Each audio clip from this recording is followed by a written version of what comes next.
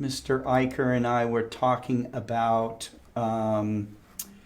the Linda Hall Library having David's diaries and Right. how important that we Right. thought that was. Yeah. That is a great library. It sure is. I've never been. I need to go. Amazing collection. Mhm.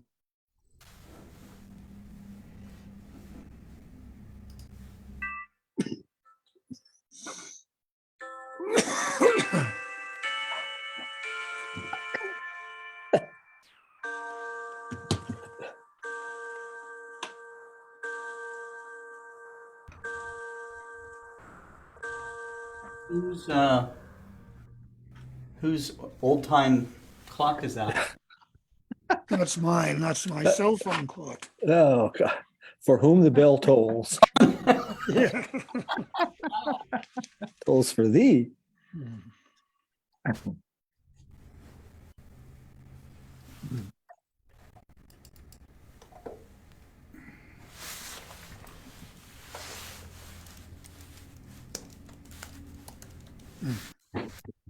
Okay.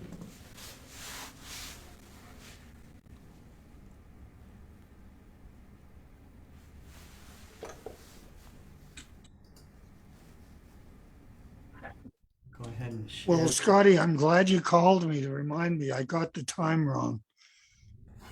Well- After 100 of these, I'm still getting to miss it from time to time. Yeah, daylight savings time can always throw that change can throw a lot of people off. So I should have been on an hour earlier than an hour later. Well, you showed up exactly at the right time. Yeah, well, I'm here. Yep. So, David, being that you were, David, and John, you three have been there, what would you say is the most amazing thing at Linda Hall Library that you've seen? I think it was Rheticus, the original Rheticus book,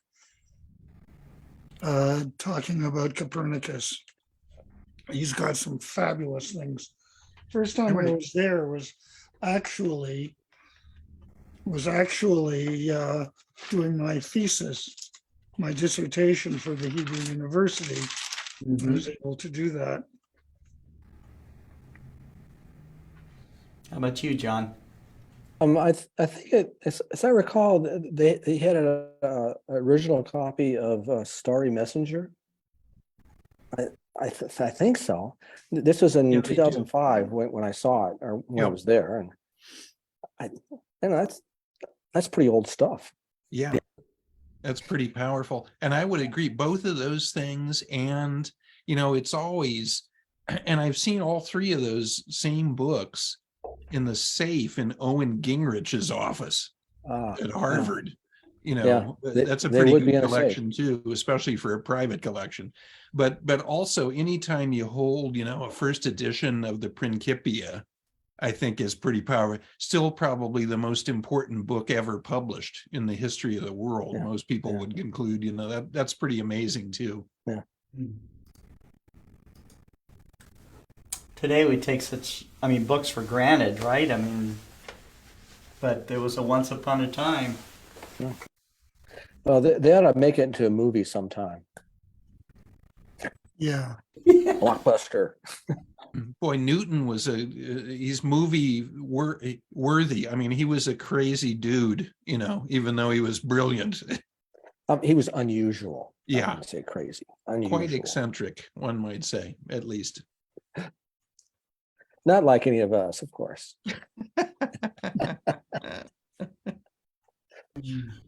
Hi, Adrian.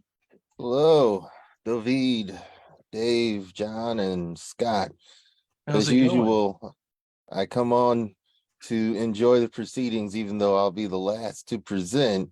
Yeah. But I learn a lot when I come on early. Me I too. get to see all of you. Me too. Good to have you. Well, let's go ahead and get started, guys. Here we go. All right.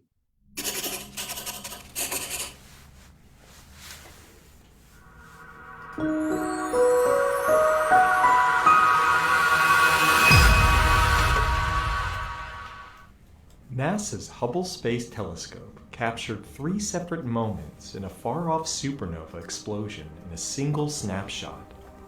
These moments provide a unique glimpse into the supernova's early life. It is quite rare to detect a supernova explosion at a very early stage. Because that stage is so short, it only lasts for hours to a few days, and it can be easily missed. The star exploded more than 11 billion years ago, when the universe was less than 1/5 of its current age of 13.8 billion years. In a single exposure, Hubble captured the supernova's rapid change of color, which indicates temperature change. The early, hotter phase appears blue. As the supernova cooled, its light brighter. This detection was possible through a phenomenon called gravitational lensing, as first predicted by Einstein's theory of general relativity. In this case, the immense gravity of the galaxy cluster, Abell 370, both bent and magnified the light from the more distant supernova located behind the cluster, like a giant cosmic lens. This lensing effect split and warped the supernova's light, bending it along separate pathways of varying lengths. The different travel times between each path created a time delay that produced 3 distinct images of the explosion at different times that arrived at Earth simultaneously. This is the first detailed look at a supernova at such an early time of the universe's evolution. The research could help scientists learn more about the formation of stars and galaxies in the young universe.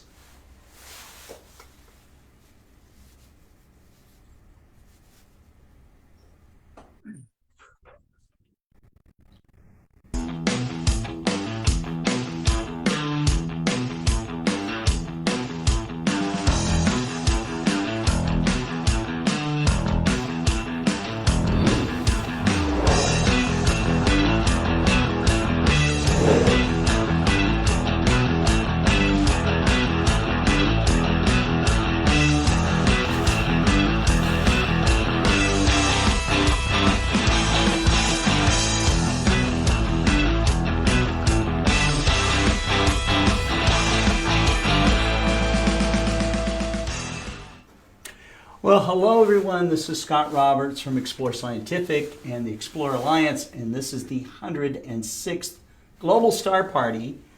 Casting a New Light is the theme, and we have a fantastic lineup of speakers, as we almost always do. In fact, we always do.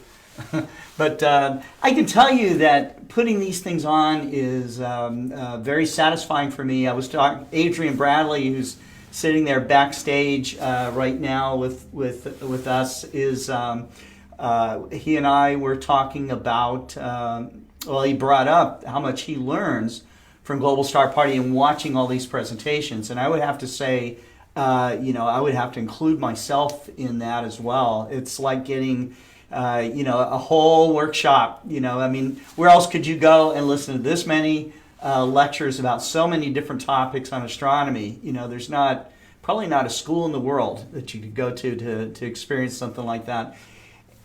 And on top of that, star parties, there are star parties where you have multiple speakers. Starmus was my most recent experience in this. The Northeast Astronomy Forum, of course, carries on that great tradition. Other star parties, Texas Star Party, the Riverside Telescope Makers Conference, which is no longer around. These are great things, but you used to have to travel far and definitely have to spend some coin to get involved in these things. So we're really happy to bring this to your living rooms or your iPhones or your Android phones or whatever, and to be your companion during the time where you might have to be locked down, or the time is not right where you are, or a number of reasons why you can't get out and experience an amateur astronomy event like this. But we try to bring it to you every week. So we're really happy that you're tuning in and giving this, the 106th event a watch. we are going to get this program rolling with David Levy.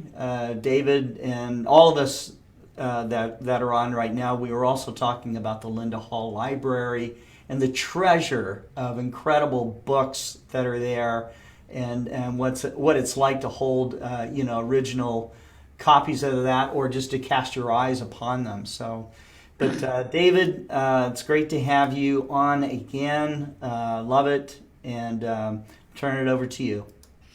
Well, thank you. Thank you very, very much. It is wonderful to be here, casting a new light. This is the theme of today's Star Party, and we're talking a little bit about both lights in the night sky and lights here on the Earth, like the Linda Hall Library. It is my honor to report that the Linda Hall Library has a number of items that I have donated to them, including my first telescope, which they have, including all of my observing logs. And this developed over many, many years. I first was there in 2003 when I was working on my doctoral dissertation, and I got to see one of the very first books. You know, they showed me that day that they had all of John Herschel's original observing logs, which I got to see. And while I was there, they asked me, I told them that I had been reporting my observing sessions since the year 1959. And they asked if I'd be interested in parting with them, which I was. And they now have all of my original observing logs beginning in 1956. And they now have my observing logs. Session number A took place in 1956 at a summer camp. I then started them in 1959 with an eclipse of the sun. And I now, as of last night, I have recorded 23,285 observing sessions, and today 23,286 that I've reported as of today.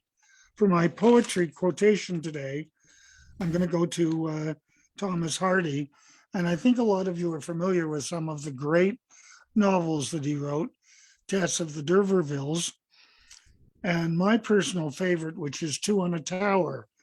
I remember attending an AAVSO meeting when somebody there gave a lecture on Two on a Tower, and he was starting by summarizing the story of Two on a Tower. And he was allowed 10 minutes for that particular paper. And I remember he's getting near the end of the book when his time ran out, and the person running the session interrupted him and said, "I'm sorry, but your time is up." Well, the person running the session almost got clobbered by the rest of the audience. They said, "There is no way we're going to interrupt this guy as he's finishing the story of Two on a Tower." And the fellow running the session said, "As you say, as you wish." And he sat down and waited for the person to finish the story of Two on a Tower. So my quote today, and I hope you're not going to interrupt me, is from Thomas Hardy, not a novel, but a poem that he wrote. He wrote this poem in 1902, on 1903 in London. He had seen a lunar eclipse in 1902, and he wrote about it in 1903.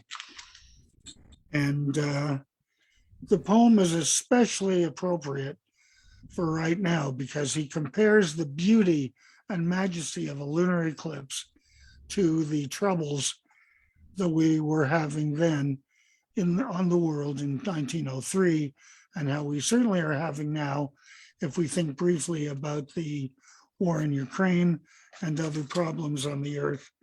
I think it's beautiful to think of the Thomas Hardy poem. It is a sonnet, 14 lines, and it goes like this. Thy shadow earth from pole to central sea now steals along the moon's meek shine in even monochrome and curving line of imperturbable serenity. How shall I link such uncast symmetry with the torn, troubled form I know as thine. That profile, placid as a brow divine, with continents of moil and misery, and can immense mortality but throw so small a shade, and heaven's high human scheme be hemmed within the coast yon arc implies. Is such the stellar gauge of earthly show, nation at war with nation, brains that teem, heroes and women, fairer than the skies. And on that note, that is my poem for this week. And back to Scotty. Thank you very much, David. That's great. That's great. Okay. We are going to go to the Astronomical League next.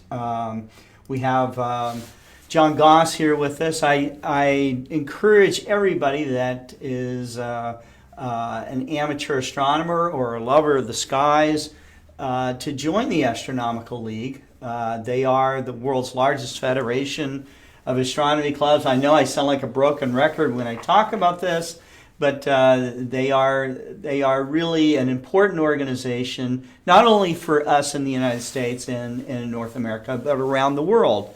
And you can join as a member from anywhere in the world as a member at large of the Astronomical League. You just go to astroleague.org and sign up. They also have some incredible observing programs and observing awards, and they support youth in astronomy as well as people who have made an entire lifetime contribution to astronomy. And we're Explore Scientific's happy to be an underwriter of some of those programs. But on with us tonight, as I mentioned earlier, is John Goss. John has given lots of talks before, as well as, he is an expert on the moon, but he's an expert on a lot of different aspects of astronomy. And it's pretty cool to have the executive officers of the Astronomical League be on virtually every global star party. So thanks very much, John, for coming on. Oh, thank you. I have a bunch of comments to make first. Okay. Number one, Scott just referred to the Astronomical League as the world's largest federation of astronomical societies. Now, I've always wanted to belong to the federation. Okay, all you Star Trek people will be laughing. Check that off the list. Okay. You know how it is. You don't hear something for a long time, and then all of a sudden you hear a name or a title or a movie pop up, and then 3 days later you hear it again, and then you hear it again. Well, when David Levy was talking about the Thomas Hardy and the mayor of Casterbridge, well, the other night there we were watching TV, and there it was, Mayor of Casterbridge. You know, how many times do you hear of that? You hear it 3 times in your whole life, probably. Well, okay, so check that off. Also, David was talking about the state of the world, and which, of course, we could spend hours talking about this. But I'd like just to mention that if I ever become feeling low about the state of the world, I always listen. I like to listen to Sagan's Pale Blue Dot. Yes, which we won't go into now, but it puts everything in perspective. And it kind of shows how silly a lot of stuff is, really, in the long run. Scott started out by talking about star parties. This is the global star party, and here we are in November. There just won't be many actual star parties for a while because of the weather. But I'd like to remind people or tell people why they should go to a real star party. Just think of what you do. Looking at David Eicher, I could say you will meet magazine editors at star parties. You will meet authors at star parties. You will meet research scientists, mission specialists, mission scientists, university professors, people who are authorities on equipment, people who are authorities on observing, on imaging, on sketching, on outreach. The whole gamut is at these star parties. So if you want to get involved a little bit deeper with amateur astronomy, go to one of these. And as Scott was saying that, that 30 years ago, there just weren't very many across the country. But today, just look at the calendar from I guess end of March to the end of October, first part of November. Every weekend there is a star party. And if you have a new moon weekend, there's 3 or 4 you can choose from. But Mhm. anyway, they're fun. You can go to them and meet people of like mind and learn, and also help others. Anyway, let's get off that. But thank you all for listening to that, and thank you, Scott, for having me on this week. I'd like to go on to what I am really here for, and that is to talk about our questions that we give. We give 3 questions every week. And people can send, I'll explain that in just a moment. Go with my screen share in a moment. Okay. Let's see. There we go. Well, what we do is offer 3 questions each week or each star party. And people who answer them correctly, answer them by sending their answers into our secretary, which I'll get to in just a moment. And those winners will be chosen at the end of the month for a prize. But first, we always like to start out about the sun. Now, I've just started looking at the sun myself with hydrogen alpha scope. It is pretty active right now. So if you're interested in solar stuff, now's the time to start looking. But we always like to make sure people do it correctly, especially since there's going to be some noteworthy eclipses, solar eclipses coming up next year and the year after.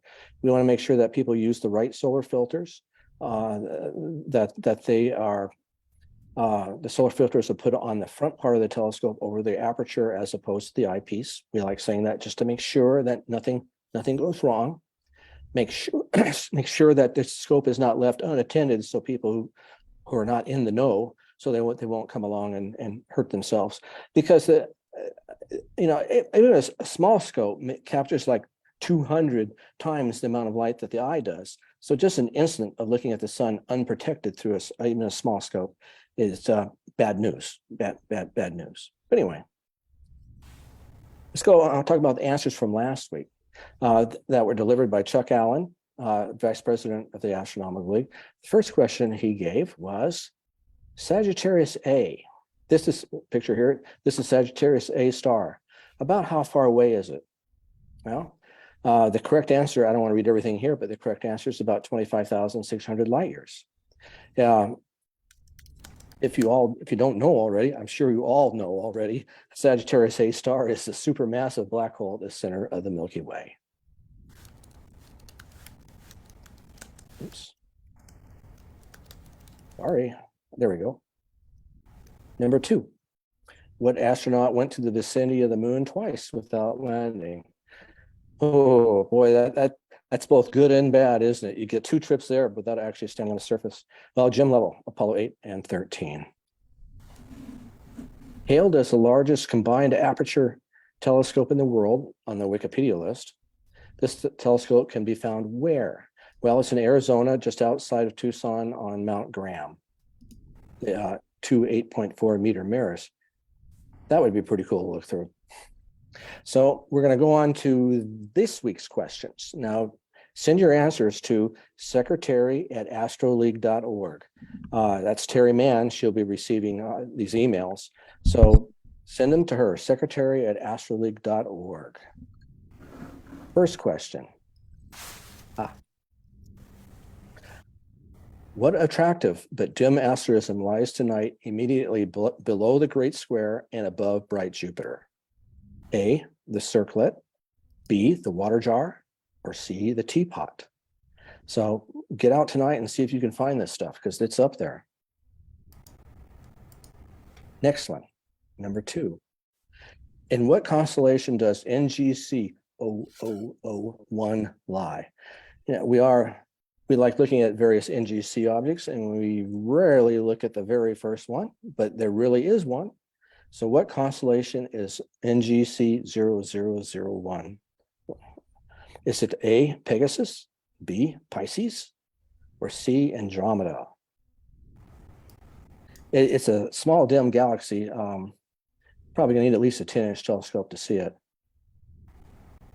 Question number 3. Again, we'll be talking about the new general catalog.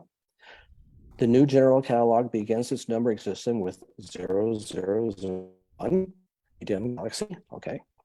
The first object positioned east of right ascension 0 hours.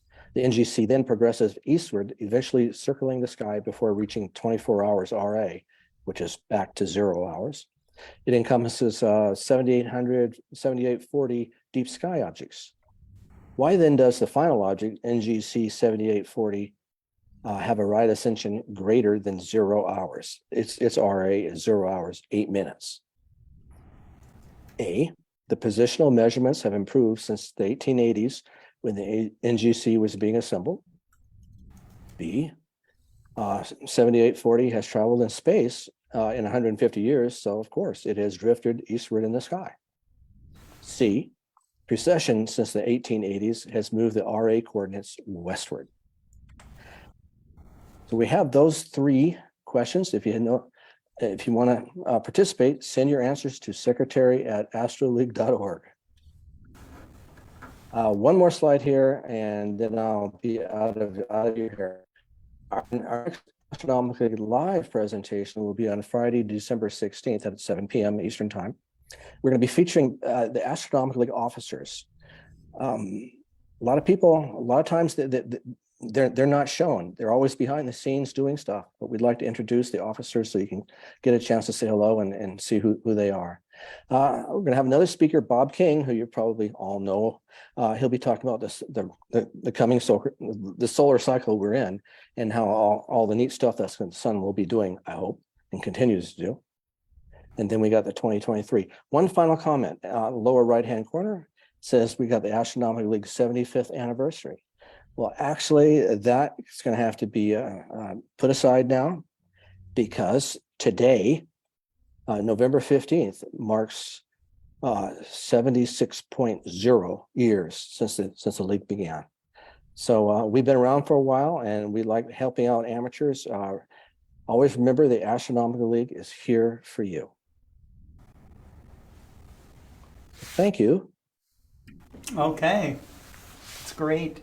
Yeah, thanks, Scott, for having me on. I appreciate you giving me a little time there to talk about this or that. Of course. You all have a good Thanksgiving too. So yeah, yes, that's right. That's right. If you guys didn't have a chance to watch the last Astronomical League live programs, they've had a couple of really fantastic speakers, and just overall programming has been very, very nice on the Astronomical League live. I am trying to remember the gentleman's name that was on the last one. Dr. Shane Larson. Yeah. Shane Larson. Shane Larson. What an incredible speaker. Excellent speaker. Excellent speaker. Yeah, and very, I was learning quite a bit from him. So I was pleased to see him on. He did the first Astronomical League live program 22 episodes ago. So, so I'm really glad to see you guys keeping this up. It's awesome. It's awesome. Okay, so we are going next to David Eicher. Now, Dave has already gone through his crystals and minerals, and he claims to have gone through his meteorite collection already. And so now he is about to start on his collection of favorite deep sky objects, I believe. And I think there's a lot of them. I think I've exhausted, Scott, the minerals and meteorites for the moment, for the time being. I think it was about 1.5 years of talking about minerals there. We did. I mean, I did, so I think it's very cool. And it reminds you that the universe doesn't stop at just looking at the sky or thinking about what's up there or out there or whatever, so it's right before us. It's everywhere. It's planetary geology, and as my old boss Richard Berry used to say, Earth is a planet too. Right. That's right. So okay. But I've exhausted that for the moment, and so I'm thinking I'll go into a new thing, back to some pure astronomy and looking at some interesting objects in the sky. And so I'm starting a feature tonight called Dave's Exotic Sky Objects. And I have a list here of going through some resources, and have come up with a list of interesting objects to talk about. And I thought I would talk about an object each time. And there are, at the moment, the working list is 442 objects. So the bad news, Scott, is that, oh, Scott's on the phone. Well, the bad news is that I can only talk about these for about 8.5 years to come. So I will start to share my screen, and I will see if you can see what I am seeing here, and I will see if I can start a slideshow here. And can you see a piece of art that portrays Cygnus X1? Yes. Okay, good. We're in business. So what I thought I would do today, this is just kind of looking through a lot of resources and star atlases and things like that have some interesting things on them. And so I thought I would look at some interesting regions. And this is partly inspired by the fact that for many years, and not so much anymore, because astroimagers are more creative now, and there are a couple of them, like Adrian is online with us here, who's a very creative astroimager. But for many, many years, we got, the 1,000th image of M42, through the mail or email to us. And what there are so many interesting and unusual and exotic things out there that few people are taking images of many of these things. So I thought I would look at some interesting objects that are largely off the beaten path to some degree, or to greater or lesser degree. So to start this business, I just started at the very near the celestial North Pole, and I'm looking now at a molecular cloud region in Cepheus. And of course, a molecular cloud is an area that forms stars in which molecules can form like molecular hydrogen, has low temperatures and high densities, and so the gravitational forces can outweigh the internal pressures of the little regions of density, and stars can form. Of course, does anyone know how many stars form, if we're talking about solar masses, say, in our galaxy per year? There's a lot. Yes, John knows. Not many is the shocking answer. 3 or 4 stellar solar masses worth of stars a year, and that's it, which astonishes a lot of people, that it's such a small number in a great big galaxy that has several hundred billion stars. But of course, the universe has an almost unimaginable amount of time, which we don't have as humans quite so much. So the star formation goes, of course, happens over an enormously long period. So anyway, this molecular cloud that's in Cepheus, and it's kind of on the border with Cassiopeia, north of the Bubble Nebula, has a nice region of star formation that contains several nebulae. And one of them is NGC 7822. It's sometimes called the cosmic question mark or the flaming skull, and the associated Cedarblad 214, which is also in the Sharpless catalog, which has practically all large nebulae in it. So this complex of nebulosity lies about 3,000 light years away, and it was studied in the sort of middle years of the 20th century by a couple of different people. One of them was Sven Cedarblad in Sweden, and Stuart Sharpless with his exhaustive catalog of nebulae in the United States. It's pretty typical of a ruddy emission nebula. It's slowly collapsing and will slowly form a new generation of stars.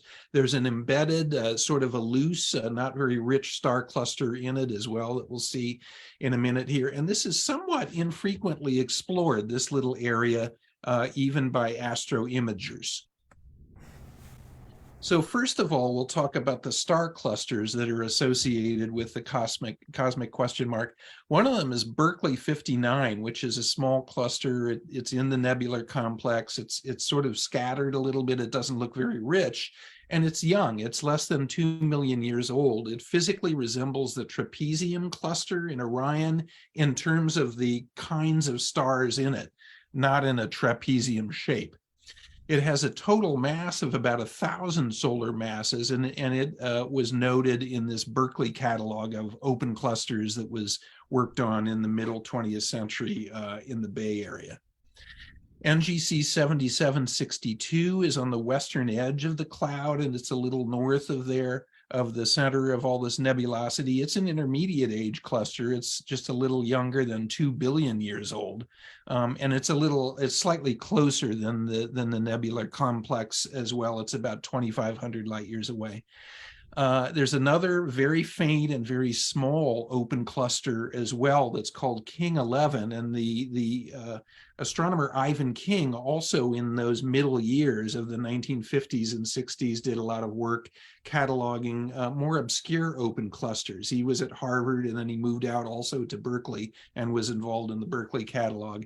And it's a little bit older. It's about 3.6 billion years old, and it's a very small cluster, highly evolved.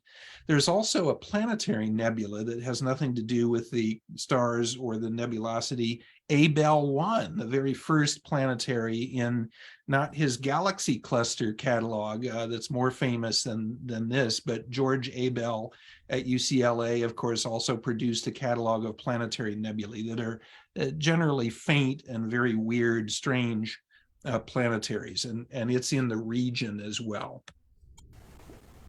So this is, forgive me, I didn't update this at the bottom. This is not the Canyon Diablo meteorite. Sorry about that. It may look like it. No, it doesn't. Okay, but this is a section. This is called Too Much to Do Last Week and Rushing to Get Your Talk Done. Sorry about this.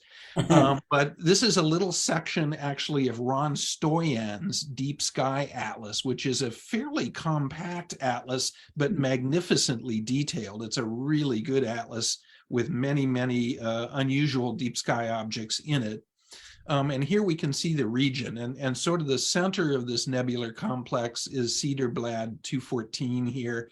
You can see there's a little icon for the associated open cluster, and the top of this thing, which is a sort of a bright waft of emission nebulosity as well, is labeled here NGC 7822, which actually is an envelope of fainter stuff that goes over this whole area really here. And you can see the bright cluster there, and also this little tiny dim cluster, K11 there, and the planetary up at the upper left there, Abell 1, and there's some interesting double stars in the area as well, and so on too.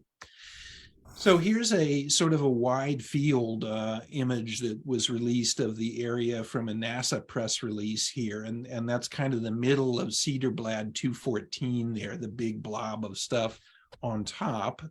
You can see the cosmic question mark. It gets because there's this little circular area of nebulosity below as well. And here's a really nice atom block image of the central area, and this really shows it in fantastic detail. And the open cluster is sort of centered, but scattered in the upper part of this image, but centered in that kind of open area that's above center there. And of course, this is mostly the nebulosity of Cedarblad 214 that we're seeing here. And you can see this magnificent dark nebulosity winding through it as well. And it's a pretty rich star field there on the Cepheus Cassiopeia border here. So it's a kind of an interesting and neat area to explore that not a lot of people go out and look at. So my things now, rather than talking at great length about chemistry and minerals, are going to be a little shorter now. Scott, I just want to feature one of these areas per time here. But I also wanted to share a couple of upcoming things here that are coming up. Next year is the 50th anniversary of Astronomy magazine. So we're excited about that, and we're going to do some special things for the anniversary year. The first of which is in the January issue, a very special theme on everything you ever wanted to know about comets, but were afraid to ask. And we're very honored to have the world famous Dr. David Levy has written an introduction that opens the entire issue on everything about comets. David, I don't know if you want to say anything about what your recollections of what you've said for that piece. He's not hearing me. He's not hearing me, or he's muted. Can you hear me, Dave? You're muted. I think. Yes. I'm looking forward to that issue. And it's very, very special. I've written a number of articles for Astronomy. Excuse me, my voice is going away as I talk so warmly about Astronomy magazine. But what I wanted to say is that I have enjoyed over many, many years writing articles for Astronomy magazine. But I think my favorite one was, besides a column that I wrote for a while with you, but my favorite one was when Richard was editor, and I wrote a article on the star Betelgeuse. And I really wasn't sure how to start it, so I started it with these 4 words: stars are people too. I didn't hear anything from Richard for a while until I met him that year at Riverside. And Richard came up to me and he said, "Stars are people too." And I said, "Yeah." And he said several times, "Stars are people too." He said, "I read the first sentence of your article, didn't read anything else of it, and I accepted it based on those 4 words." And I've never forgotten that, David. Stars are people too, and I still believe that. That's So back to you, fantastic. What David. a story, David. Yeah. That is great. So this won't have so many stars in this issue, but it will have a whole lot of comets, great comets, since Kiyosaki, the history and lore, of course, of comets and supernatural beliefs and so on. The Science of Comets, written by Walt Harris there, one of your pals at the University of Arizona in Tucson there, David. And Observing Comets by Steve O'Meara, and Imaging Them by Damian Peach, and a whole lot of other things too. So it's really a special issue that we're very happy with, we think.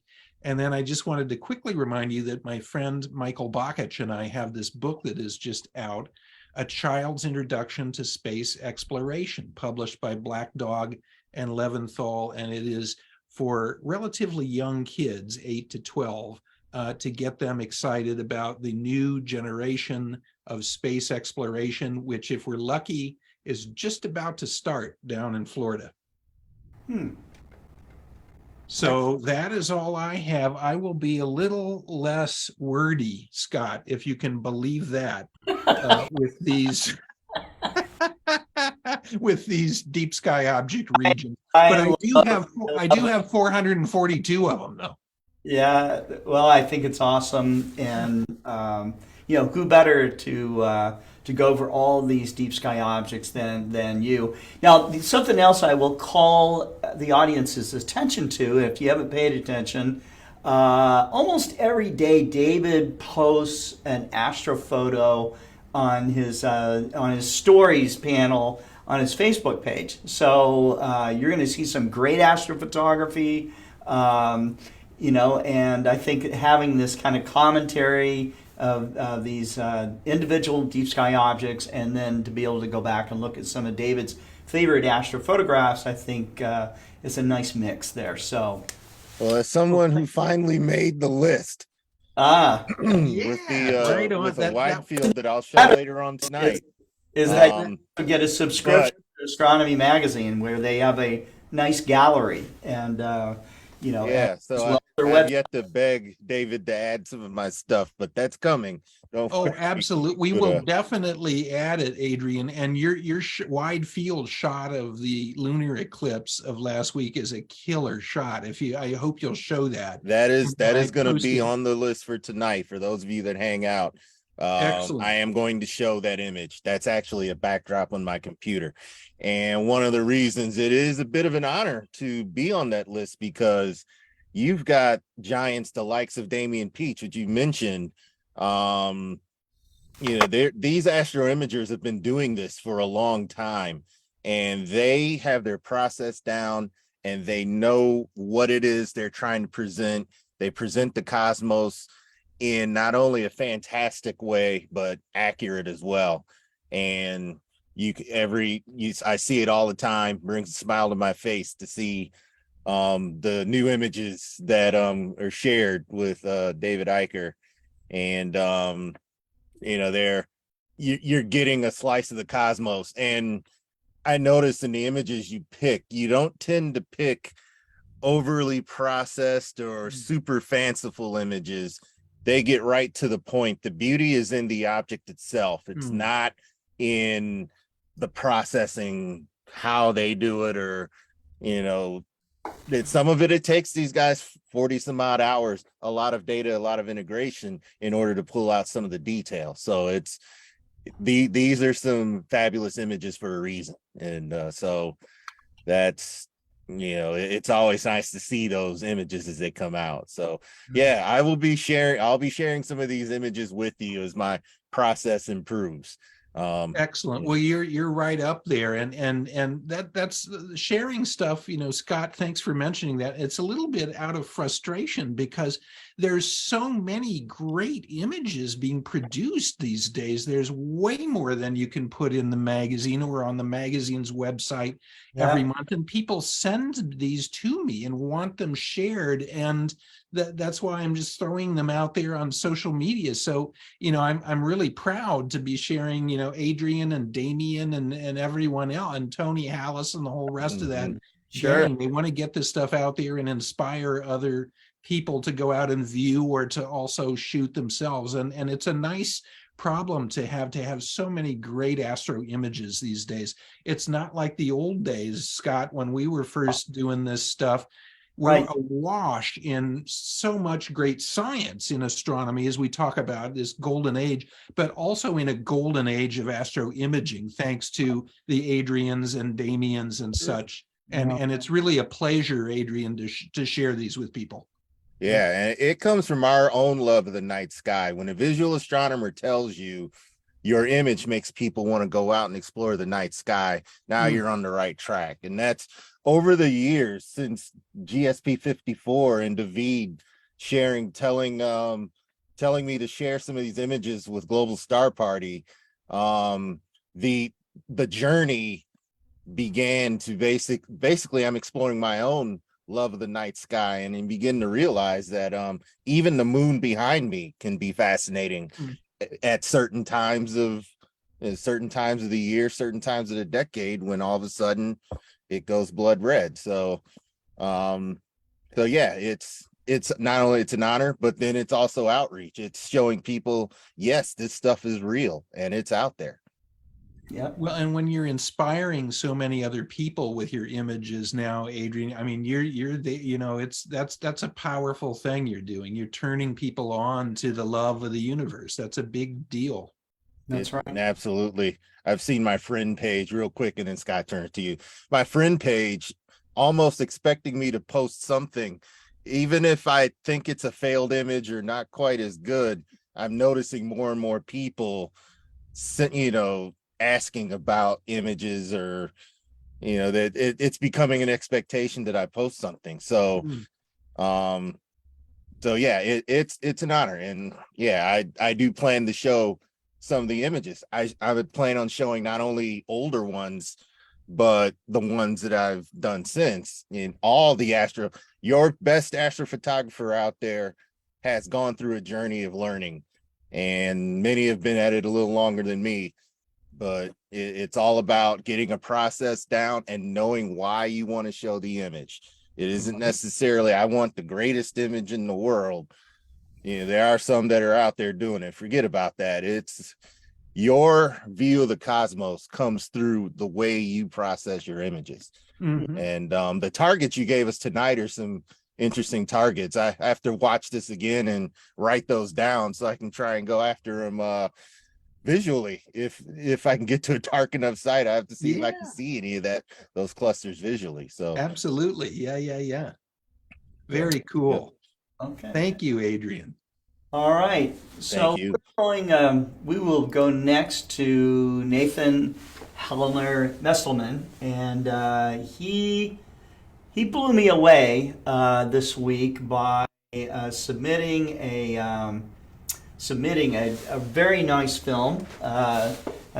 Apparently he's done the music for this film. He did all the editing. He put the whole thing together. I think it's very inspiring, but I'll let Nathan describe the his new film short, and I think that everybody should watch it because it is just that. It's very inspiring, and I watched I thought I would just watch like a couple of minutes to make sure I got the file over and everything, but I ended up watching it twice. So thank you, Nathan, and I'm going to turn it over to you, man. All right, I'm glad to be back on the Global Star Parties. It's great to see you all. And I think one of the main reasons that I created this film was the moment that I realized that the entire Apollo program happened within a decade. Like from John F. Kennedy's speech to the actual Apollo 11 landing was less than 7 years. And this Artemis, which Artemis 1 happens to be launching tonight, if all goes well, has been in development since, 2004? So it just got me thinking about how the space age suddenly became so political. And after the Cold War, it just kind of fizzled out. So I wanted to kind of create a film to reflect on that, just as we enter this glorious next space age with Artemis and everything. And I wanted to talk a little bit about, in the film, just sort of the optimism that everyone's going to have, like, now that we're actually taking that jump, going back to the moon. And I think it's not going to stop this time. Like, it might have fizzled out with the space race in the 1960s and 70s, but it's not going to stop this time because this is a different kind of space age. It's one that the entire world is doing together at the same time, and that's self-sustaining. So without further ado, Scott, if you would... Yeah, I think we're good. All right, let's do this, and the title of this film is? This film is called Seeing Beyond. Great, and here we go.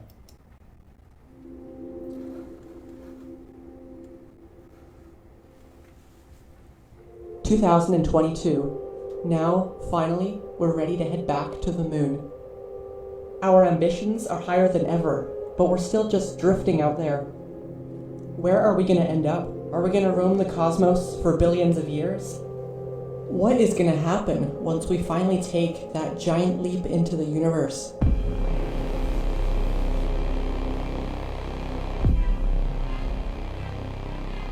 If we could land humans on the moon in the 1960s, what are we capable of achieving today? We are about to enter a new global space age, and we are never going to turn back. In the coming centuries, Mars is truly just the beginning. What really is our full potential? We could eventually become a galactic civilization, maybe even intergalactic. But where do we even start?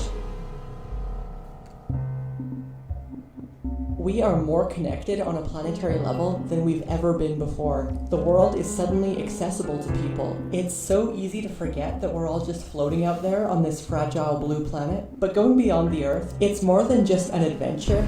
It's about inspiring the population. And in fact, it's necessary for the long-term survival of our species.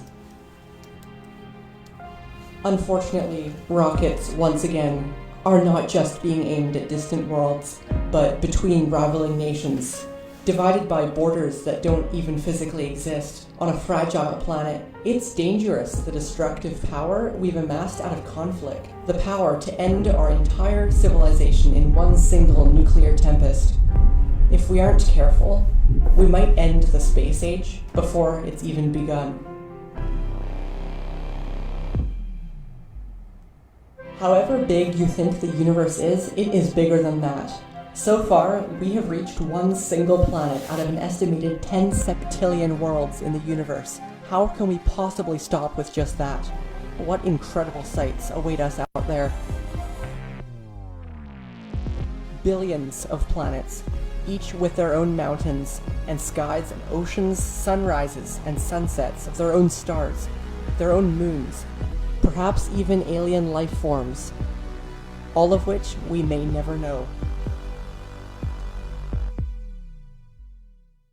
Faced with the staggering amount of the universe we may never visit, it instills a sense of absolute insignificance.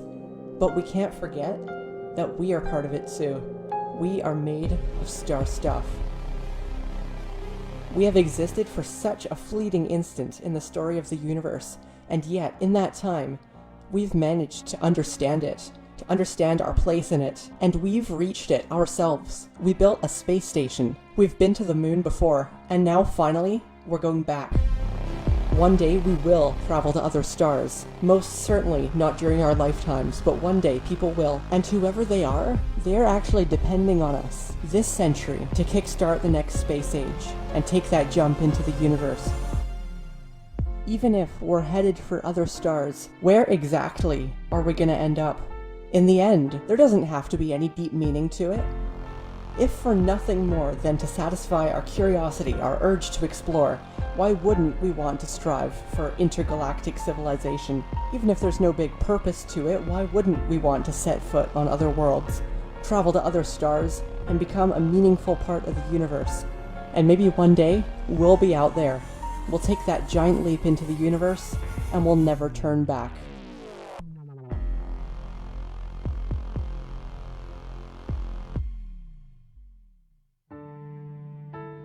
The fundamental rule in this universe is that everything ends. Stars burn out, planets disintegrate. Everything eventually dies.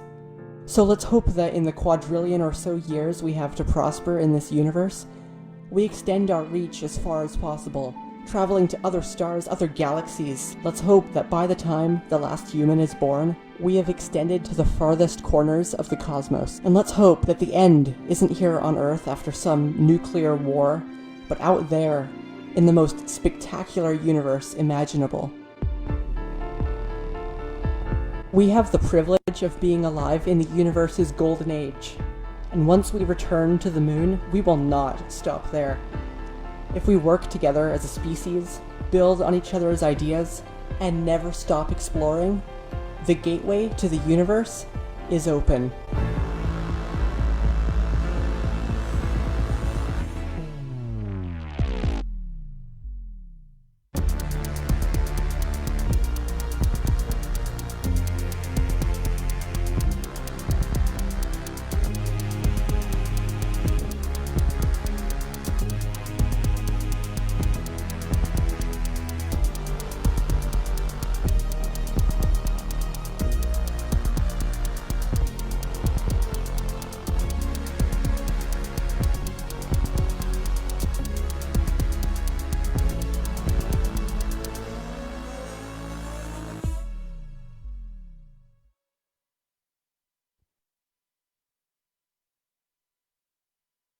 Scott, I think you're muted.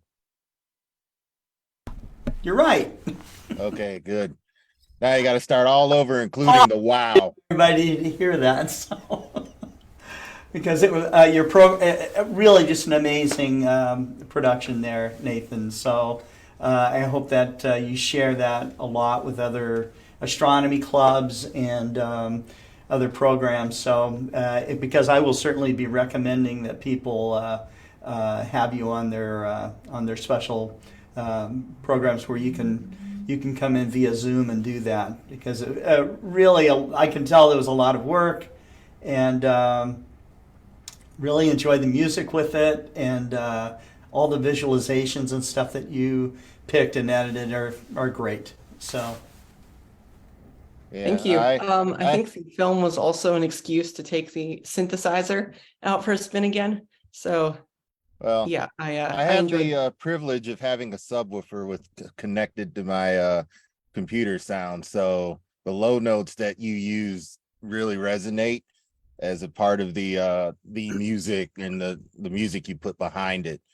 Had it rattling the whole house, so great choice there. And definitely I looked at that and it just instantly, we were talking about Pale Blue Dot. I think John Goss was here, and this channels that spirit and updates it for 2022 and for the youth. It looks like it fits into that next level of, if Pale Blue Dot may be a bit too old for someone to watch your video, they'll get the same gist of what Carl Sagan was trying to say, and what we're all basically saying, there's more to life than just what's in front of our face here on Earth.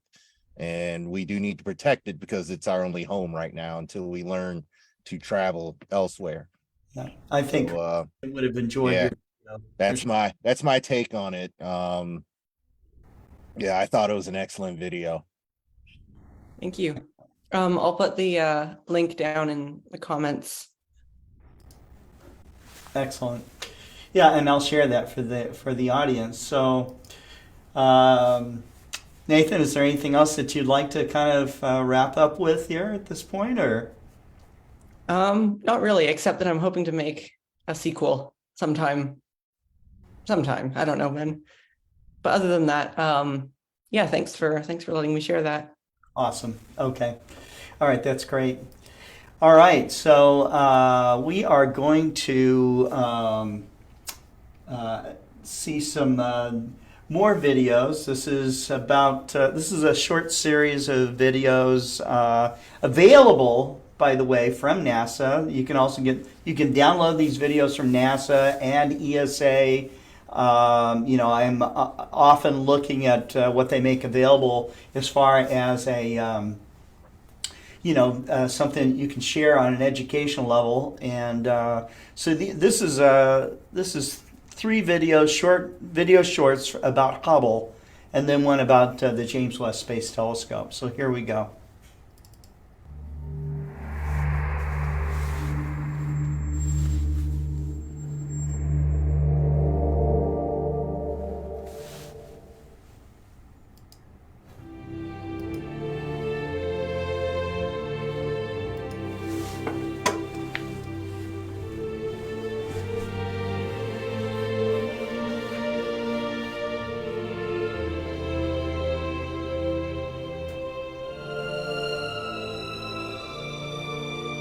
We, the people, own Hubble. It is a part of our culture and we treasure it. When there was a possibility that this servicing mission might not happen, there was a huge outcry, not just from the scientists, but from the members of the public themselves, people who are not scientists. They are the ones who wrote letters and made phone calls and sent faxes to try to get that changed. Hubble has revolutionized our understanding of the cosmos, and they've given our children a much clearer and newer view than we had when we were children. But with this servicing mission, we're going to be expanding our vision even further, giving all of our children a bigger and more fascinating universe to grow and learn and wonder about.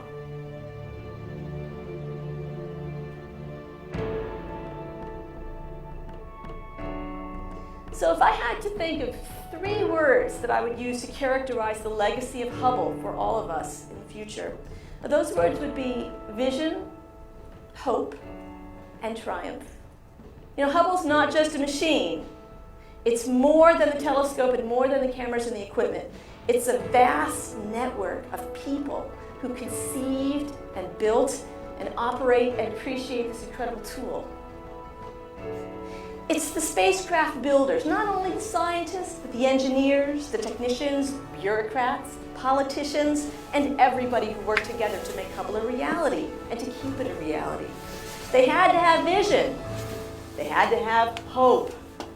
And then ultimately there was the triumph of seeing it come to fruition. Astronomers from all around this globe use the telescope. Scientists from everywhere have the hope of using this fabulous machine. It's a triumph of Hubble that it can probe all aspects of, from the planets to the cosmos to galaxies to everything in between. Star formation, galaxy formation. The tools on Hubble have given us the vision needed to study this. But these images are transformed in our imaginations, and they have captured the imagination of kids all around the world. Ordinary people love Hubble. The Hubble story resonates with people because it's the story of humanity. It's a story of hope. It's the story of darkness.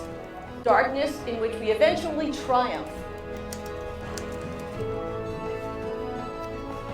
And Of course, the astronaut corps, not just the astronauts, but the support staff, the shuttle engineers, thousands of individuals who contributed in myriad ways to making this program a success.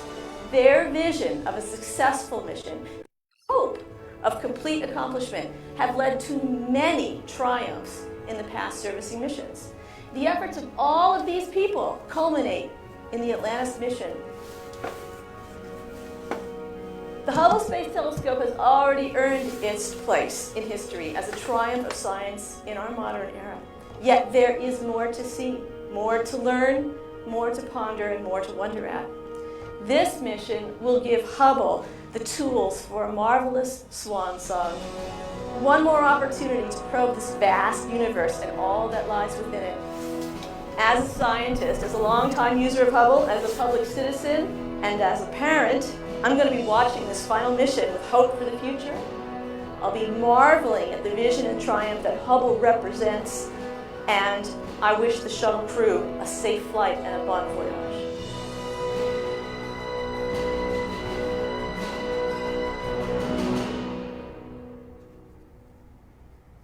This interacting galaxy duo, called ARP-143, holds the distorted star-forming spiral galaxy NGC-2445 at the right, along with its less flashy companion, NGC-2444, at the left. Astronomers think both galaxies pass through each other, igniting the unique triangular-shaped firestorm of starbirth.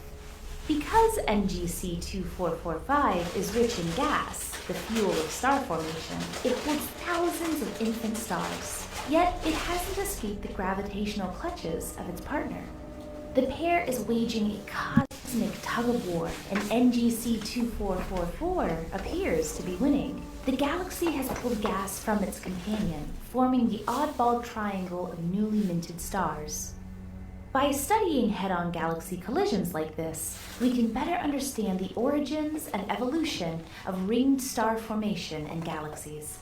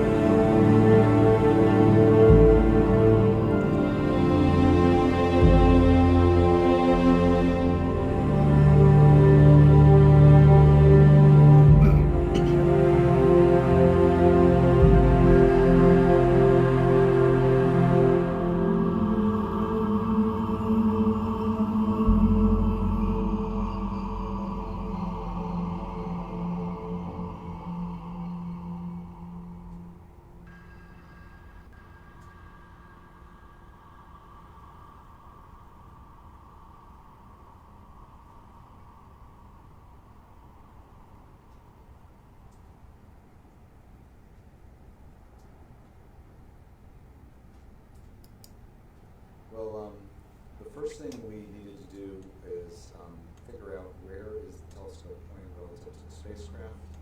So we waited for the near-infrared camera to get the detectors cold enough so it could take images, and we did some evaluation of that. And once we were convinced that it could take images, we were really trying to determine if we pointed at a bright isolated star, where's the telescope pointing? So we picked a star that was very bright and didn't have any stars near it that would contaminate the image. We know that the primary mirror segments aren't aligned yet, so so they actually act like 18 separate telescopes, and we expect to see 18 separate images, one for each mirror, that are a little bit blurry at this point because we haven't aligned or focused anything. And so we pointed at a bright star, and we made a mosaic. We actually took the near-infrared camera and we took images in different parts of the sky, and then we looked for the 18 spots from the 18 different telescopes, if you will, and we were very excited to find them. They were actually very close to where we were pointing, well within our expected size of where they might land. And the 18 spots were actually fairly close to each other as well. So really everything was very close to what was predicted and much better than what we considered to be the worst case pointing. So we were really excited about that. We also took a selfie of the primary mirror. We took an image of the primary mirror, and that helps us understand the alignment of the telescope, especially the primary mirror, to the camera itself and the instruments. And initially that looked good as well. So far, the data we have suggests that what we're seeing matches between our models and the actual data. We're just getting going, but we have now gotten some data looking through focus, and we've been able to see that we don't see any surprises in the shapes of the mirrors that we're looking at. So far so good, but we do have a long way to go. We've also now identified which of the 18 spots is which mirror. And we've done that through a special process that allows us to identify them. And at this point, we even know which ones are from the wings. And it turns out one of the wings, you can actually see those 3 spots are a little farther over. And that's sort of what we expected.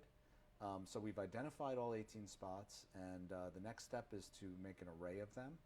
And then we're ready to start what we call global alignment, which is when each of those 18 spots will start to be aligned and focused. And that's sort of the last step before we take those 18 spots and put them on top of each other to start forming a single star from the single star going through the 18 separate telescopes. And that's the work that we'll be starting soon. What the selfie is there's actually a special lens in the near-infrared camera that you can put in, and it allows you to take a picture of the primary mirror itself. And in this particular case, one of the segments is pointing at a star, so that is the segment that lights up. But you can see the outline through the shadows of all 18 segments, and you also can see the outline of what's inside of the instrument itself, and we can see how well that primary mirror and the telescope is aligned to the instrument. And that gives us some initial confidence that the alignment looks good, and that's a good starting point for doing the alignment of the telescope. The first evaluation images actually came in the middle of the night, and that was just to determine whether the near-infrared camera was working well enough for us to start the alignment. And the NearCam team, the near-infrared camera team, and the telescope team got together the next morning and looked at the data, and everybody was happy that the camera was working well enough. So then we pointed the telescope at this bright isolated star, and we started taking the mosaic where we would look at these different places in the sky. And when we pointed the NearCam at one particular point pretty early on, we saw 9 of the segments in that one image. And everybody basically broke into cheer because we were so happy. It meant that we had basically figured out where the telescope was pointing, things were working right, and even the spots themselves looked like what we had modeled and what we had expected. So there was, people were very happy about that. And then we've also been evaluating the data as we go. We did this thing called a focus sweep where we looked at the images through focus, and we've been evaluating those in detail. And at this point, as well as we can evaluate them, things are matching our models. And so there is a feeling right now that things are consistent with what we predicted they would be and what the model said they should be. And that's all you can ask for as you start a process like this. One of the great spin-offs from the James Webb Space Telescope was when we were developing the mirrors, we actually developed a technology. We funded a small company to develop a technology that could measure the mirrors at an earlier state. It's a device that was called a scanning Shack-Hartman sensor, which is a complicated way of saying that you build something that can measure a mirror that has a lot of curvature early on while you're initially grinding and polishing the mirror. But that company actually got bought by a larger biomedical company in order to use this sensor as part of a system that can do LASIK eye surgery. It has the ability to measure astigmatism in the eye, and so it became part of a larger biomedical company. But the investment in the technology that we did for James Webb led directly to that technology then being part of this future spin-off. Yeah, I actually am legally blind in my left eye. It's one of the reasons I got involved in optics. I have like 2,500 vision in one eye, and as I was growing up, I was always very interested in understanding how I could do depth perception and how the eye worked, and whether there was a way that I could, do something to help my eye. And so it just got me interested in optics. It's one of the reasons I studied optics. And there's definitely overlap between ophthalmology and how you deal with eyes and how you deal with telescopes. And one of the real interesting ones is you have a pupil in your eye. Well, in a telescope, the primary mirror is the pupil. That's the pupil of the system. They're related by optics. And so we use a lot of similar things. And I feel like I've kind of gone back to the original reason I got interested in optics and thinking about, how it relates to the eye.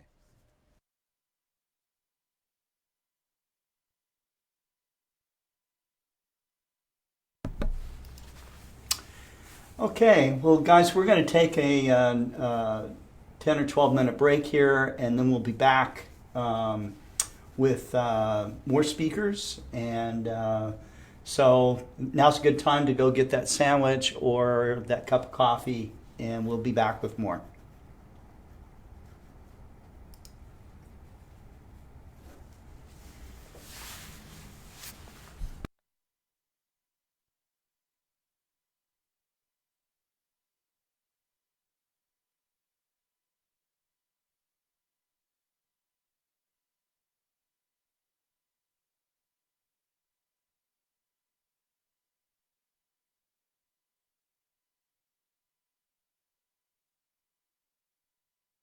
Well, I think I might head off now, but that backdrop, I really, really should, I could use that in my next film, actually. Very, very cosmic. Very cosmic, huh? Yep. I forget exactly where I got it from, but there are a number of these things that you can download from video clip sites and stuff like that. So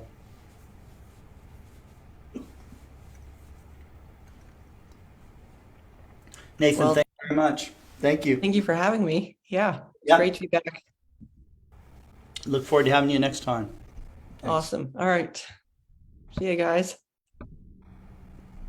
See you, Nathan. Good work. Thank you.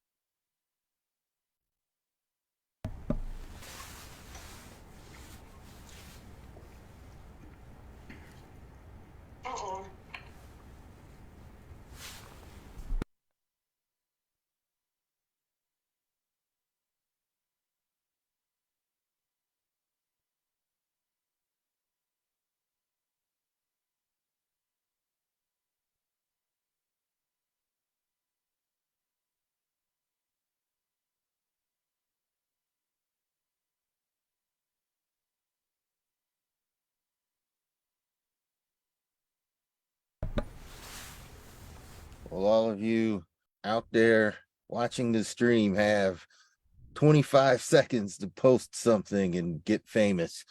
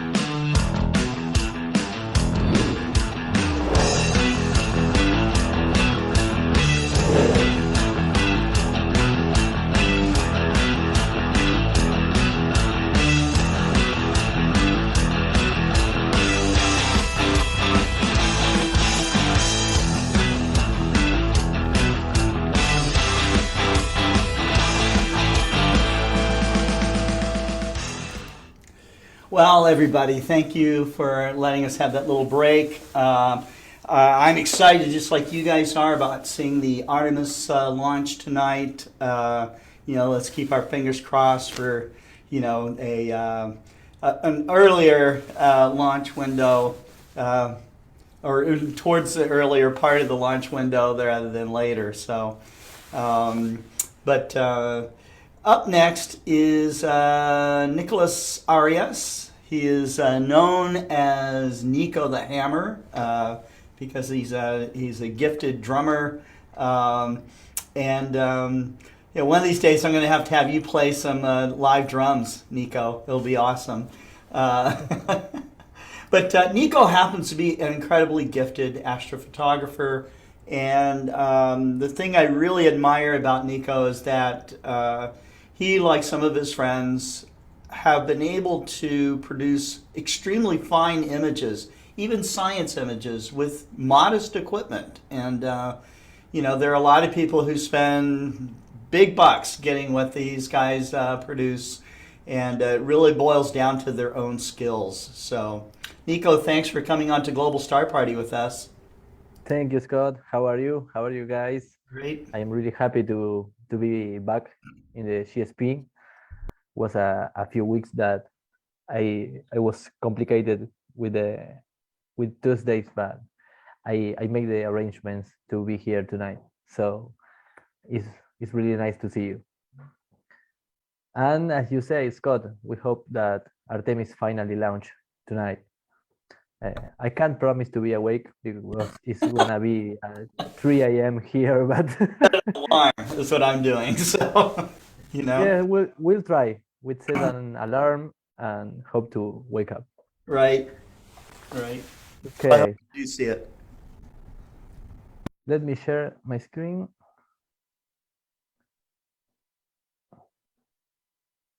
Okay. Can you see it? Okay. Yeah. Well, I will start with this. Finally, one day, my Dobson started walking. I finally decided to make a go-to system for get tracking in my Dobsonian. I always made a planetary imaging or some astrometry and photometry with my making a hand tracking. But I finally found a system that is really simple, because I didn't want to modify the original mount more than a few screws. So I found this system all printed in a 3D printer, and we make with a friend that knows a lot of electronics, make a peak go-to system that can communicate with 2 motor drives and use these 3D printed parts, and it's working great. I need to fix some things, but is working fine. The go-to system works fine, and the tracking for planetary imaging is amazing. I can now. I was throwing away a lot of dark frames or moving frames, and it was a really hard work to be 10 or 15 minutes moving the Dobsonian while recording, and this was a really nice solution. You can see the altitude drive here and the azimuth drive here. In the azimuth, I need to make a reduction to correct some backlash, but it's working great. Here is a screenshot of how I work with the Pico 2 server and Cartes du Ciel to synchronize and track.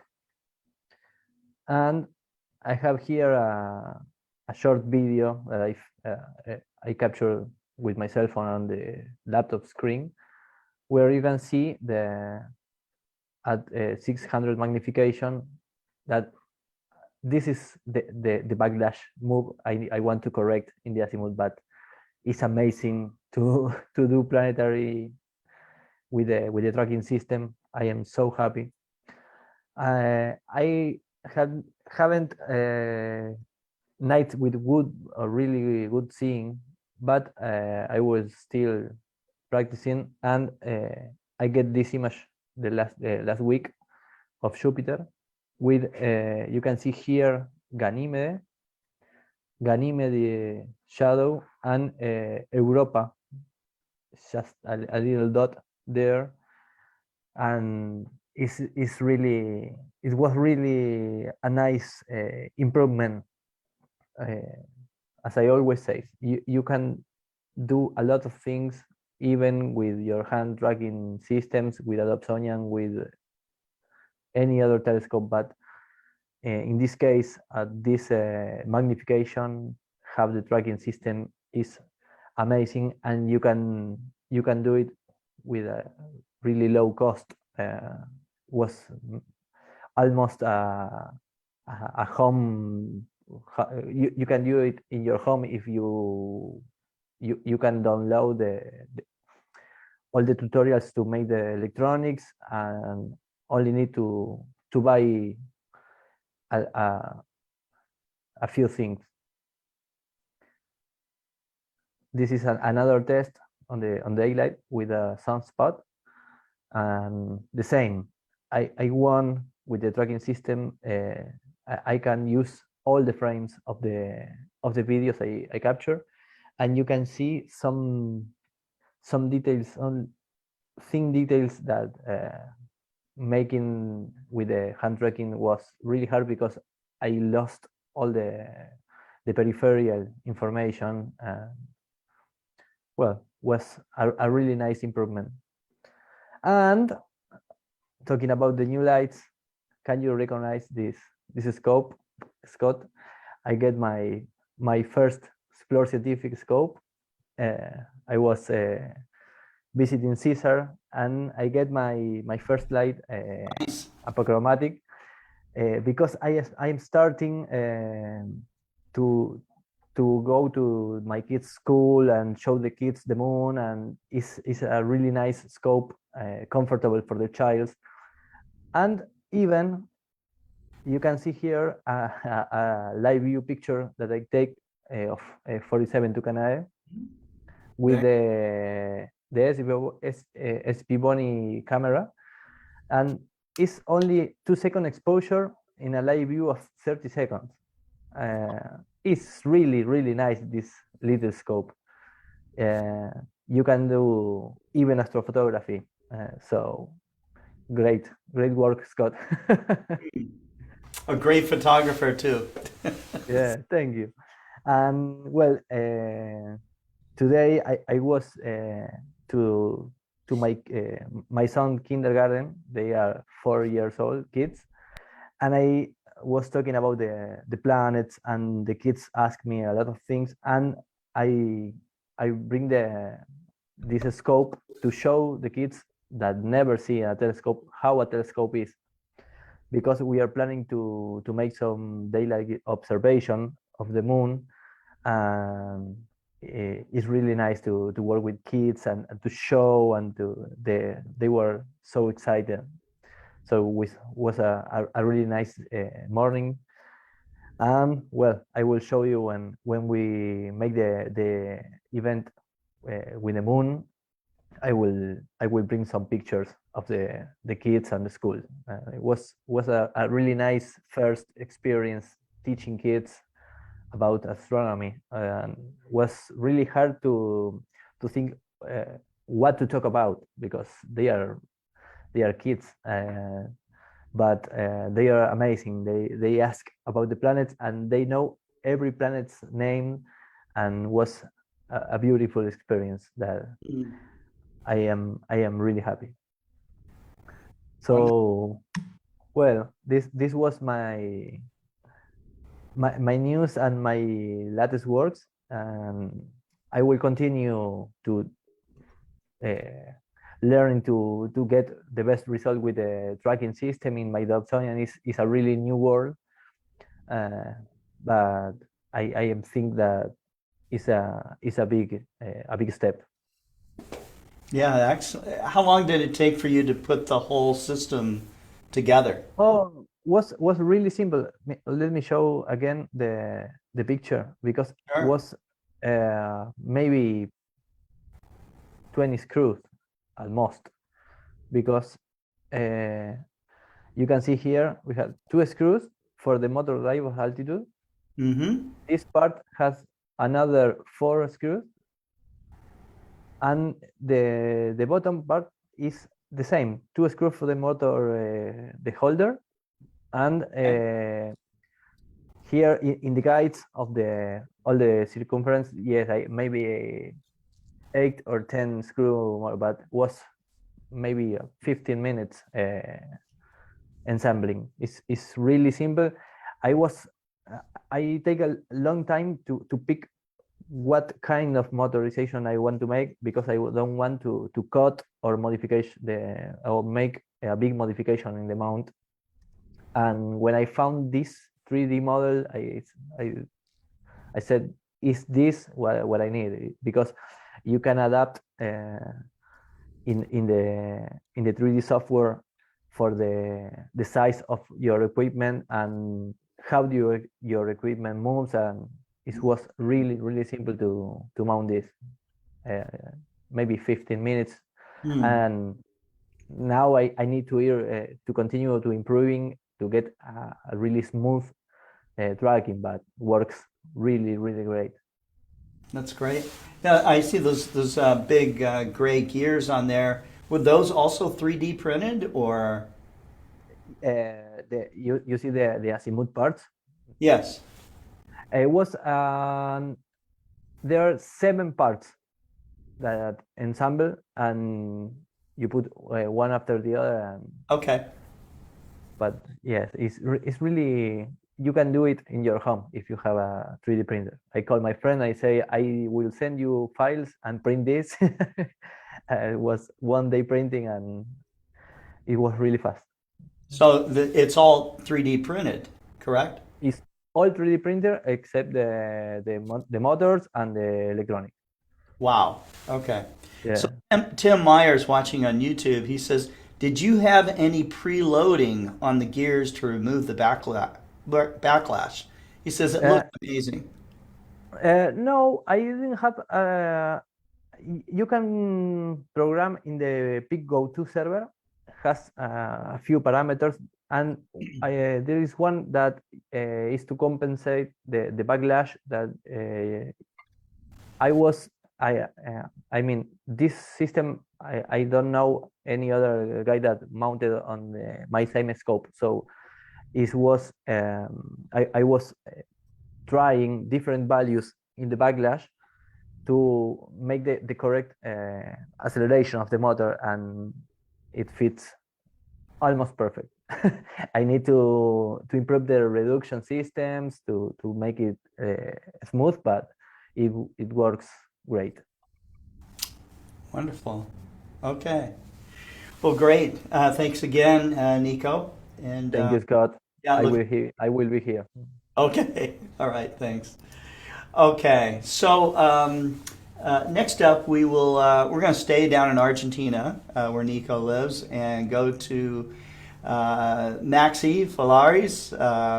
Maxi's been on our program several times. Also an astrophotographer, and also someone who's done amazing work with very little, with modest equipment, and turned out some amazing stuff. So, Maxi, I'm going to turn it over to you. Thanks. Thank you, Scott. Good night, everyone. Well done, Nico, with that Dobsonian. So, you, I'm proud of you. Welcome to the motors.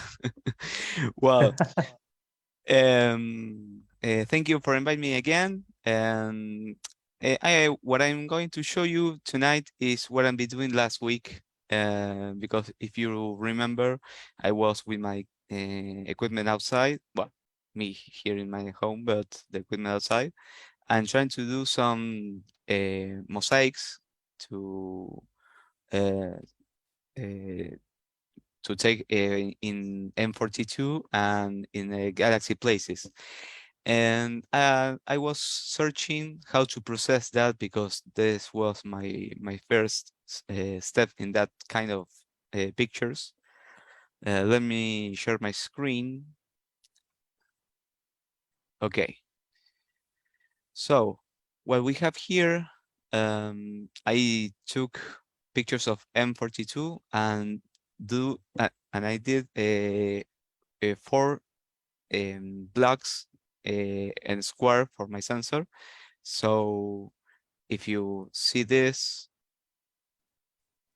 is a corner. The next one is like this. Another one. But the software, when I use the CWACR Plus, and this when you do the plan section, you can choose how much the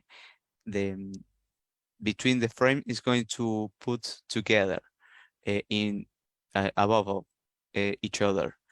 So when I did this, stack these 4 frames, it was taking 10 frames of 1 minute at gain 101. And then when I stack that image, I have something like this. And you can see I use an f4, sorry, 8 inches f4, and remember that one frame was practically like that. The another one was this part, the another one was this part, and the another one was this part. And this took me over almost 40 minutes only. It was almost systematized, I think. And if you see this field of view, when you zoom it, you don't lose details with the nebulosity and the stars. And well, this only was a test. I was really happy doing this. You can see some halos here in the brightening stars. That's why I use IR and UV pass filter. So this is the reflection that has this filter. But anyway, it looks really nice. So I have to get practicing, I think, in the edition. I had to see if I can do in the NGC 1399. You can see there's a lot of galaxies in this place. And the objective of this, it was stack nearby the NGC 1365. This is a really good galaxy, but this was also a 2 minutes picture, and in a light pollution area here in my town. But I have to see if I can do something, practicing and see what's happened. And the time to process this for in one image is really, really hard, because you have to give your time to wait how the program does the process. So prepare coffee, take a mate, something, and then if you don't like it, you have to go back and try again. So, but anyway, it worth it.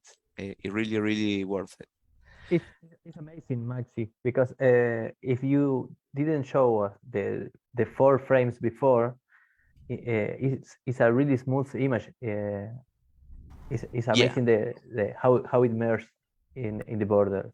Yeah, that's something that that does PixInsight when you do the process. I think it was a mosaic merge or something like that. That you can do the when you stack between the frames, you will see the line of the limit of one frame and each other. But this process makes some kind of shape to put out that and leave the information. Anyway, this is only a practicing, and I was trying to do that. I think I don't know if I can see this one. No, this is going to be enormous. No, it doesn't open it. Well, so I last week I also create a new Instagram page for myself that is going to be dedicated to astrophotography. I have my own one to where I will upload some pictures, but also my private life, for example. But this is one I don't want to mix too much, because I like to share in this case everything about astrophotography. So sorry, this was in my Instagram page. It's going to it's called Astromax. Okay, this is my Instagram page, and I did this reprocessing of the Comet Leonard taken at the beginning of this year in January, because I didn't upload this picture in the social media. So I work again with this image, try to see what I can do, and this was the final image that I did. This was a really, really good one comet. I hope that I could did the mosaic, because the tail was really long. But anyway, I have the core, the tail, the sodium tail, and these galaxies, they're really far away. And so I'm really, really glad to capture this and reprocess again this. So also what I want to show you is this is more like, this is not mine, but this is, I think it was a wallpaper that I searched in 2005, because I was this afternoon searching some old pictures from school and everything, and I found this one. And this picture, I remember that I put it on my cell phone Motorola B 360. It was the model. It was really, really old with this clap or flip. And I remember that I put it on for a wallpaper. And at that time I knew that I was wondering of this kind of pictures. And now I'm realizing that I'm doing this kind of pictures right now. So never is too late. If you wanted, sometimes the life and your the things that you do is going to put you on the way to get to there. So if you getting started right now, don't don't mess with yourself. And also, if you are not starting and if you want to start, I have to start sometime. So never is too late to start in this amazing hobby and some kind of professional in some way. But I don't like to say never professional, because you always learn something with the passing days. So, well, this is my little presentation for tonight. I hope that you like it, and well, I hope to see you next week if I could. Thank you very much, Maxi. Beautiful images and always interesting. Thanks for coming on. Thanks to you.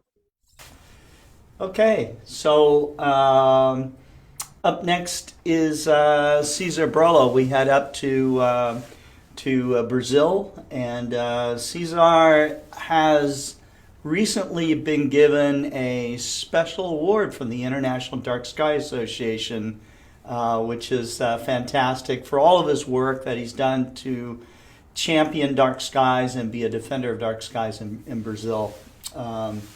So I think he's an inspiration to all of us. Cesar, I'm going to have you come on. Thanks you for being a part of Global Star Party again. Hi, Scott. Here is Marcelo. Oh, I'm sorry, it is. Marcelo. Did I say Cesar? Wrong. Yeah. I'm very Wrong sorry. part of South America. No problem. You know what that reminds me of? You missed When the universe contest, kilometers. and they gave the award to the wrong person. I did mean Marcelo, and it is a fantastic job that he's doing to protect dark skies, and well deserved. So thank you. Thank you. Thank you very much for the invitation. Nice to be with all of you. Today, we are near tomorrow, this night, I think, here in Brazil, that will happen to launch of the Artemis 1. Then I remember when Apollo astronaut was visited us here in Brazil. Let me share here my screen. Here our group. Yes. Let me see if we work. On a moment. Yes. Here is a beautiful picture of Artemis with the moon. And the launch. I don't know the time in the United States that will happen the launch, because we have different time zones. But here in Brazil, I think that they will begin to try 3 a.m. here in Brazil this night. 6 a.m. UTC, right? 6 for UT, yes, Universal Time. Yeah, Eastern Time is 1:04 a.m. I think that changes your time zone, Scott, because now it's 3 hours difference between us. You have a different time zone. Yes. Here is picture of Artemis, and here how you can compare the Saturn V and the SLS. SLS, this is the block 1 that has 98 meters, and the Saturn V, almost to 111 meters. But the SLS Block 2 will have the same size of the Saturn V, almost 111 meters. That's a cargo rocket. And something that is fantastic is because the first launch of, the first launch of Saturn V was November 9, 1967. And the first launch, now you have delays, no?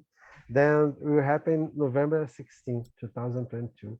And the diameter, the Apollo, the Saturn V had almost 10 meters, and this has 8 meters and a half almost. But the SLS is most powerful than the Saturn V, even it is a smaller. But it's not this that I want to show. I want to show this image. Here is the launch of the Apollo 11 mission Saturn V in July 16, 1969. And these are the crew, everybody knows. Here I have the Neil Armstrong, Michael Collins, and the Buzz Aldrin. But here in Brazil, the first time Buzz Aldrin made a presentation was here in our city, 40 years later, when we celebrated 40 years of the launch of the Apollo 11. He visited our city, only 40 years. We had to wait 40 years, and it was in our city, the first presentation that he made in Brazil. And here is Buzz Aldrin on the moon.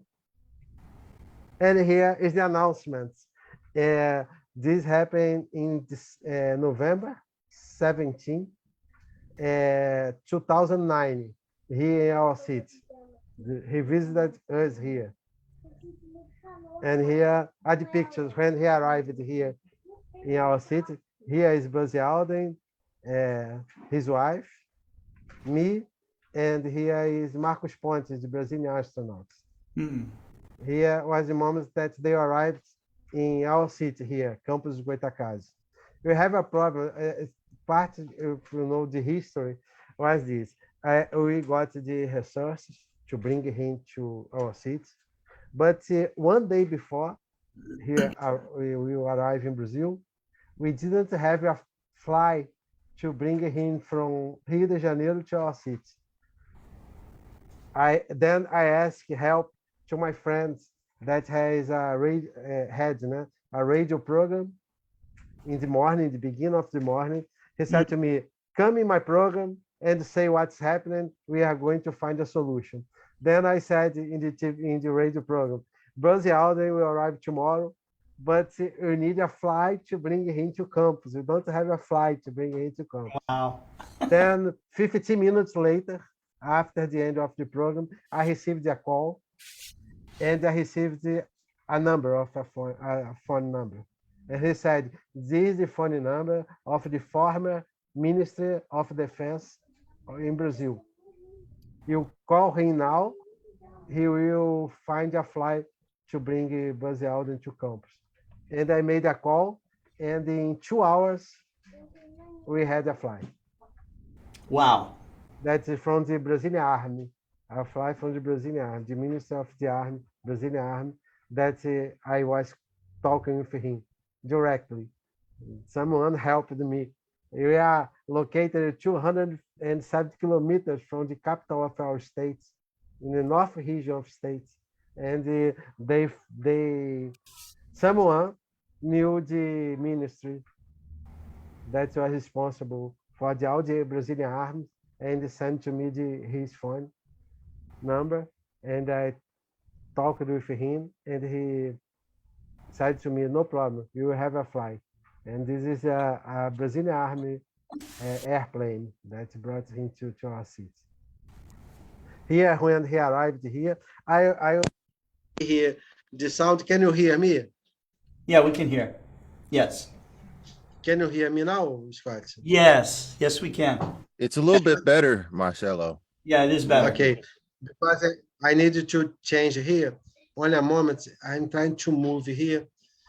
Can you hear clear? Because the sound, I will show something that is fantastic. Only a moment that I needed to change only one thing here. Okay. I think that will work. I'm back here. This is what happened when he arrived here at the airport. We have a lot of students there, and I hope you can listen what he said. Only a moment that we will open here the presentation. I hope so. That is a news, TV news. Where is? Oh, sorry. It's not working. Only a moment. I'll try to open here. Well, what's happening? Here. Let me see if you can listen. What Buzz Aldrin said when he arrived here. O astronauta norte-americano Yes, we hear it. nesta terça-feira no município de Campos dos Goitacazes, interior do estado do Rio, para participar de um evento de comemoração dos 40 anos da missão Apollo 11. O astronauta foi recebido por estudantes de escolas públicas que fizeram uma apresentação musical.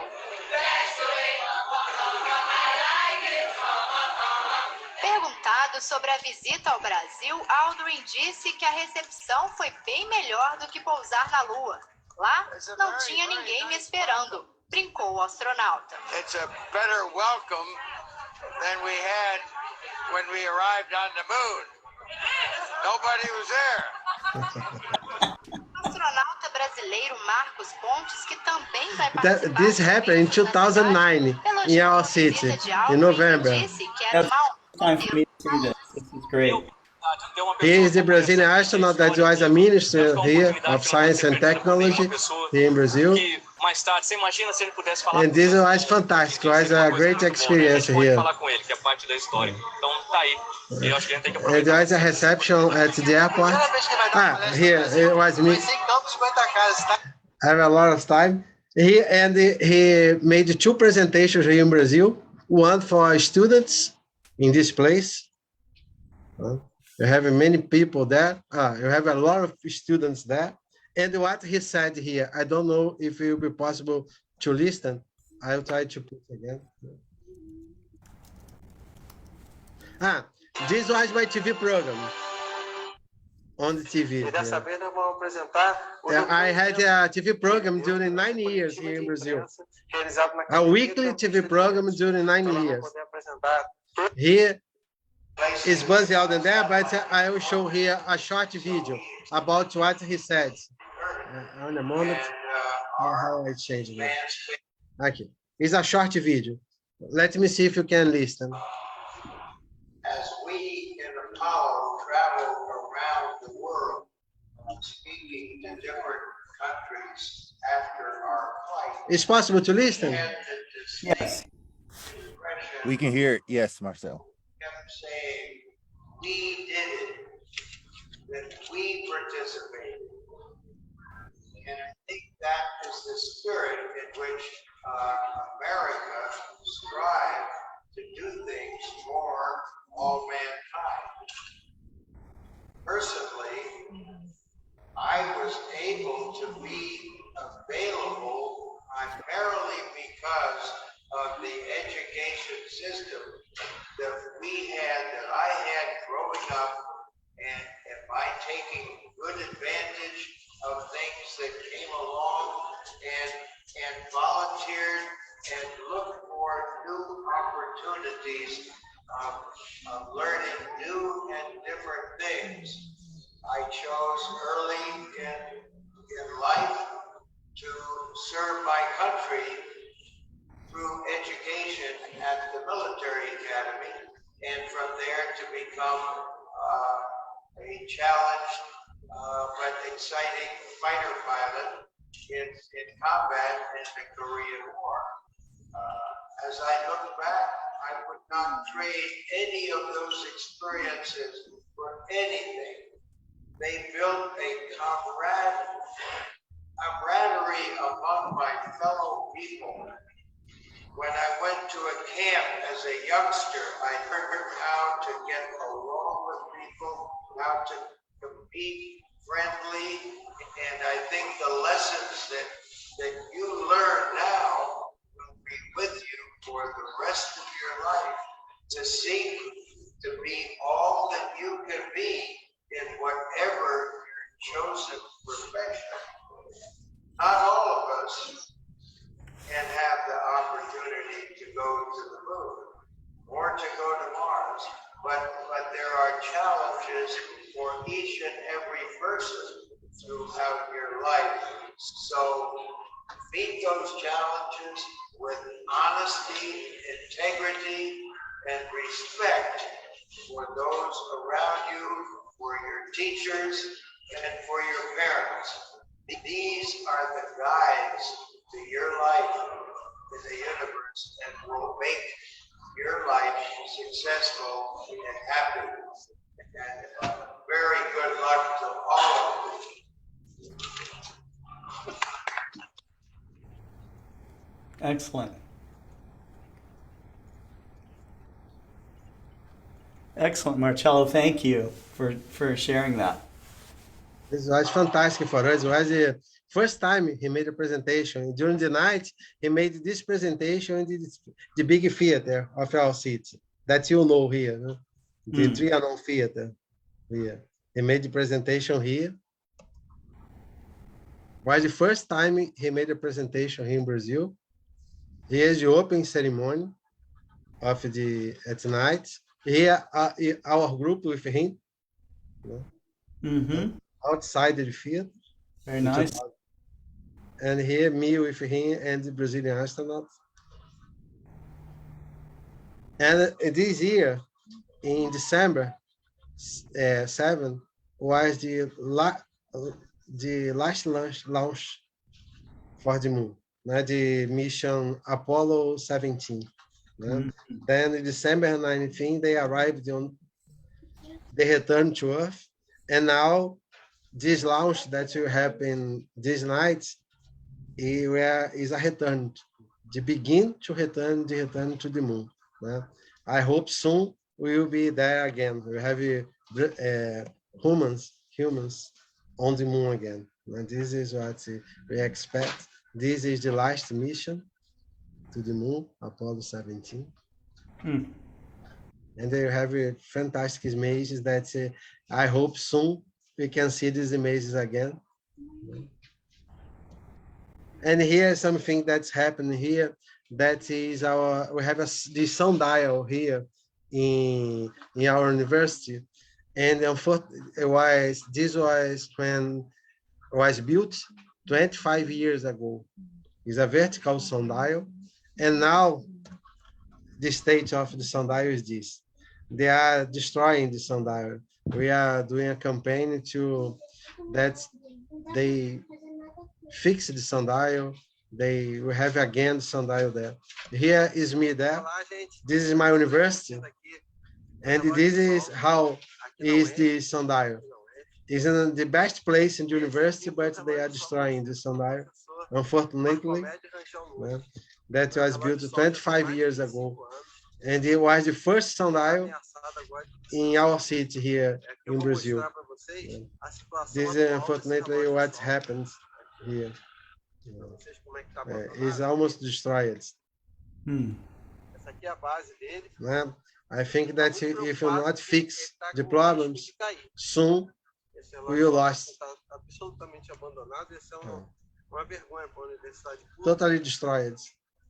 Something very sad for us, but we are doing what's possible to that the university fix again the sundial.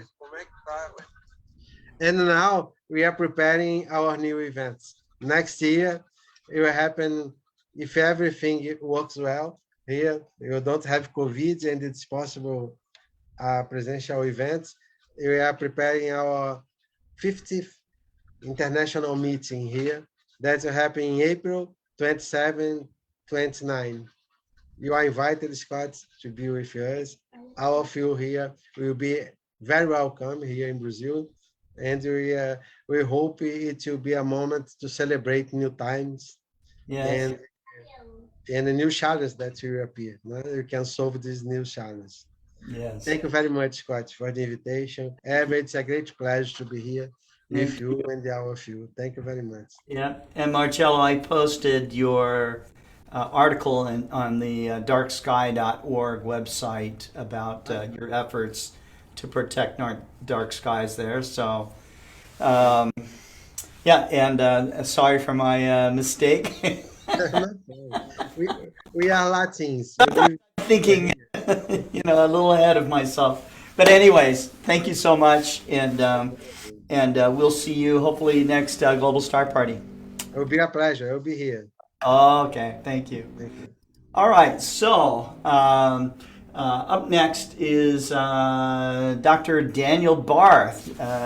Daniel is famous on our programming. He does a weekly program called How Do You Know, where he shows, through simple hands-on science, inexpensive hands-on science activities, how you can figure out how, in fact, like the moon is round, for example, so, but a lot of us just take for granted the scientific so-called facts out there, and we just kind of throw them out there, but, how do you really know? But Dr. Barth is always there to tell us. So, Daniel, thanks for coming on to Global Star Party. Hey, thanks, Scott. And evening, everybody. Fun evening here. Just I logged on a little bit late. I was doing a planetarium show for a local elementary school in Bentonville, about an hour away from my house. And I do about 20 of these a year, and they're loads of fun. And it's really great to get children into an inflatable planetarium, and we're showing them the constellations and things, and we're like, "Hey, who had fun tonight?" And lots of cheers. And I tell them, remember not to tell your teacher that I'm funnier than she is, and don't tell your teacher that you had more fun in my planetarium than you do in her class. And the kids all laugh, and they think that's great. But lots of fun, and hurried home so I could be here with you guys. And I love the topic. I don't always present on Global Star Party. It's something of a challenge for me because it's an evening program, and my day starts at 5:30 a.m.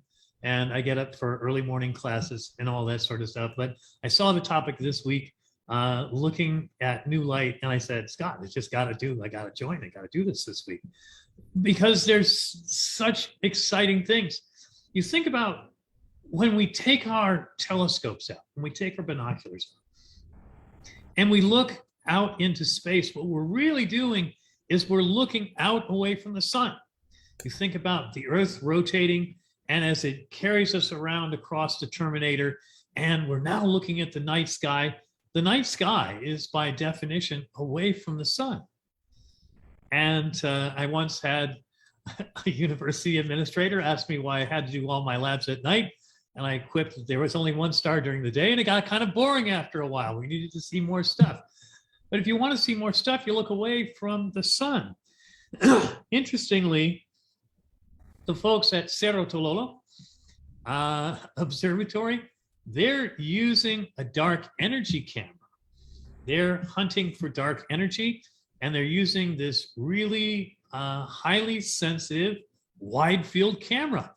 And they're using this to look for dark energy, but they're also using it for other things. And what they're trying to do now is, instead of looking at the sky away from the sun, they're trying to look at the sky toward the sun. Not during the daytime. What they're doing is they're hunting asteroids that orbit and cross the Earth's orbit, or orbit inside the Earth's orbit. We know about inferior planets, Mercury and Venus, and superior planets, Mars, Jupiter, Saturn, and the rest of the boys in the band. Well, let me submit that an inferior asteroid would be something that orbited closer to the sun than we are. How do you find these things? And how many big ones are out there? Because we often hear people say, oh no, we know all the dangerous ones, and we know 95% of what's out there. We're just tucking in the corners and nailing down the edges. Well, the Cerro Chololo folks with the dark sky cam, it's particularly suited for asteroid hunting because not only is it highly sensitive, but it's very wide field. If you're going to hunt for an asteroid, you need something wide field, because if you're trying to look high magnification, narrow field of view, you're going to have a lot of searching to do. So they turned the dark energy camera and they said, ooh, we have about a 10-minute window. Imagine, friends, if your window for observing is 10 minutes a day. Once at dawn, once at dusk. You get 10 minutes, that's it, because at night, you have 10 minutes when you can look close to the sun, and then the Earth rotates, carries you across the terminator, and you can't see that part of the sky anymore. During the day, pre-dawn, you get 10 more minutes, and then you have to close the shutter because the sun's coming up, and it's going to blind your camera and fry your instruments. So they've got just 10 minutes a day, morning, and 10 minutes a day, evening, and that's the whole thing. And they've been looking, and yes, lo and behold, they found asteroids. And you say, oh, little tiny asteroids that make little meteor showers?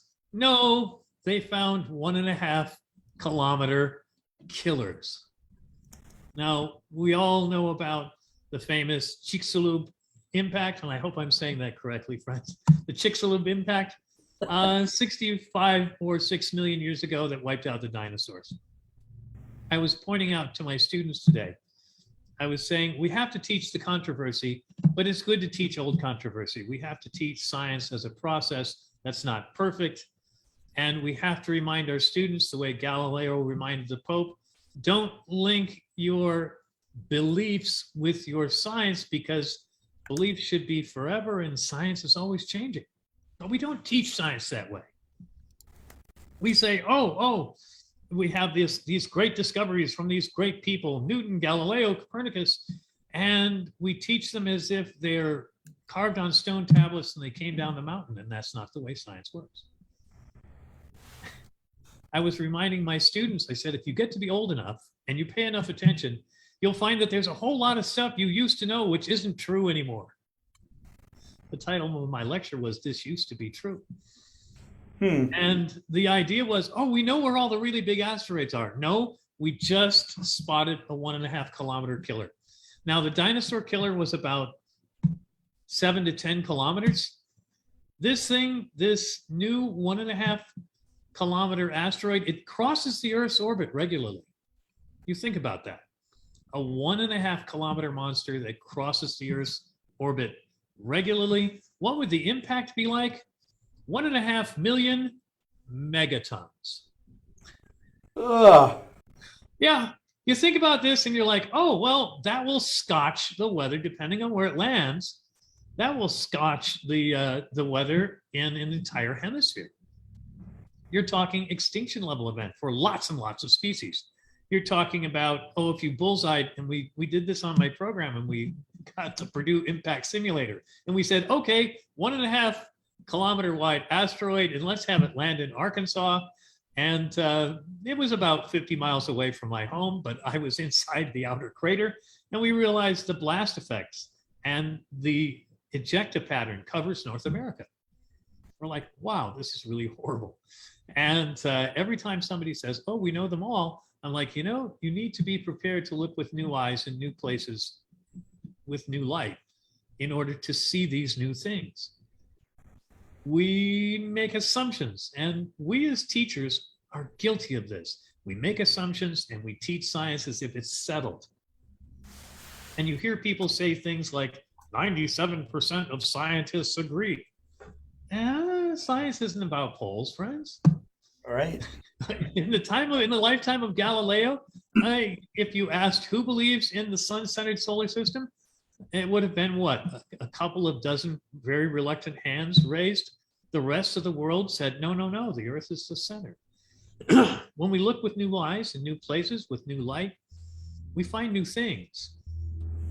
And anybody who says, and there have been a number of times when scientists, famous scientists have said, oh, well, physics is done now. All future students and physicists are going to do is fiddle with the last couple of decimal places. And they have been notoriously wrong. Notoriously wrong. And when we look at something like this and we go, oh, gee, we're looking in a new place where we don't usually look, in toward the sun. And we find out, oh gosh, there's a 1.5 kilometer wide asteroid. And there were other very large asteroids out there. How long did it take them to find this? Oh, a few months. They released this particular finding, I think it was the 31st of October this year. And they said, oh, by the way, we found several new asteroids. And this one is 2022 AP7, is the great big monster. And then they found a 2021 LJ4 and 2021 PH27. Those are supposedly safe because they're orbiting completely inside the Earth's orbit, unless they get a gravitational kick from Venus or Mercury and get accelerated out and a little more elliptical orbit that maybe crosses the Earth's orbit. We need to think and teach those who come to us that science is always changing, that it's never settled, and it's where we see these little discrepancies. Oh, wait, our theory agrees with everything. Yeah, but there's these couple little nagging details here, but we can just tweak the theory. Science, astronomy is a multi-millennia adventure where the little niggling details, the little tiny discrepancies were cracks through which, we peered and we found out, oh, we don't need to tweak our theory. We need a new theory. Because it was the retrograde motion that puzzled Aristotle. And then Ptolemy came and said, I can save this theory. Look, we'll just add circles. He added 5. And in a couple hundred years, we had 90 circles. And Copernicus said, oh, no, scrap all those darn circles. What we need is a new theory. Let's put the sun in the center. Einstein is famous because he was the first man, the only man in 350 years to make any correction whatsoever to Newton. And now we have scientists who are looking at Newtonian gravitation, and they're looking at the way, oh, galaxies don't rotate the way planetary systems do. These little discrepancies, these little cracks through which emerge new visions of science when we see with new eyes and new light because we look in new places. We need to teach science as something that continues to change.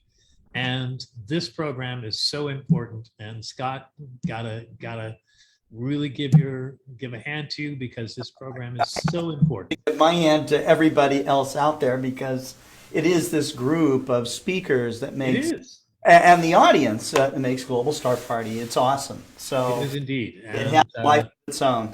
Very pleased to be a part of it. Keep looking up. Don't always look in the same old places. You may just find something new, something amazing. And hopefully we get to name it after you. And it's not something that's going to wipe us all off the map. That's right.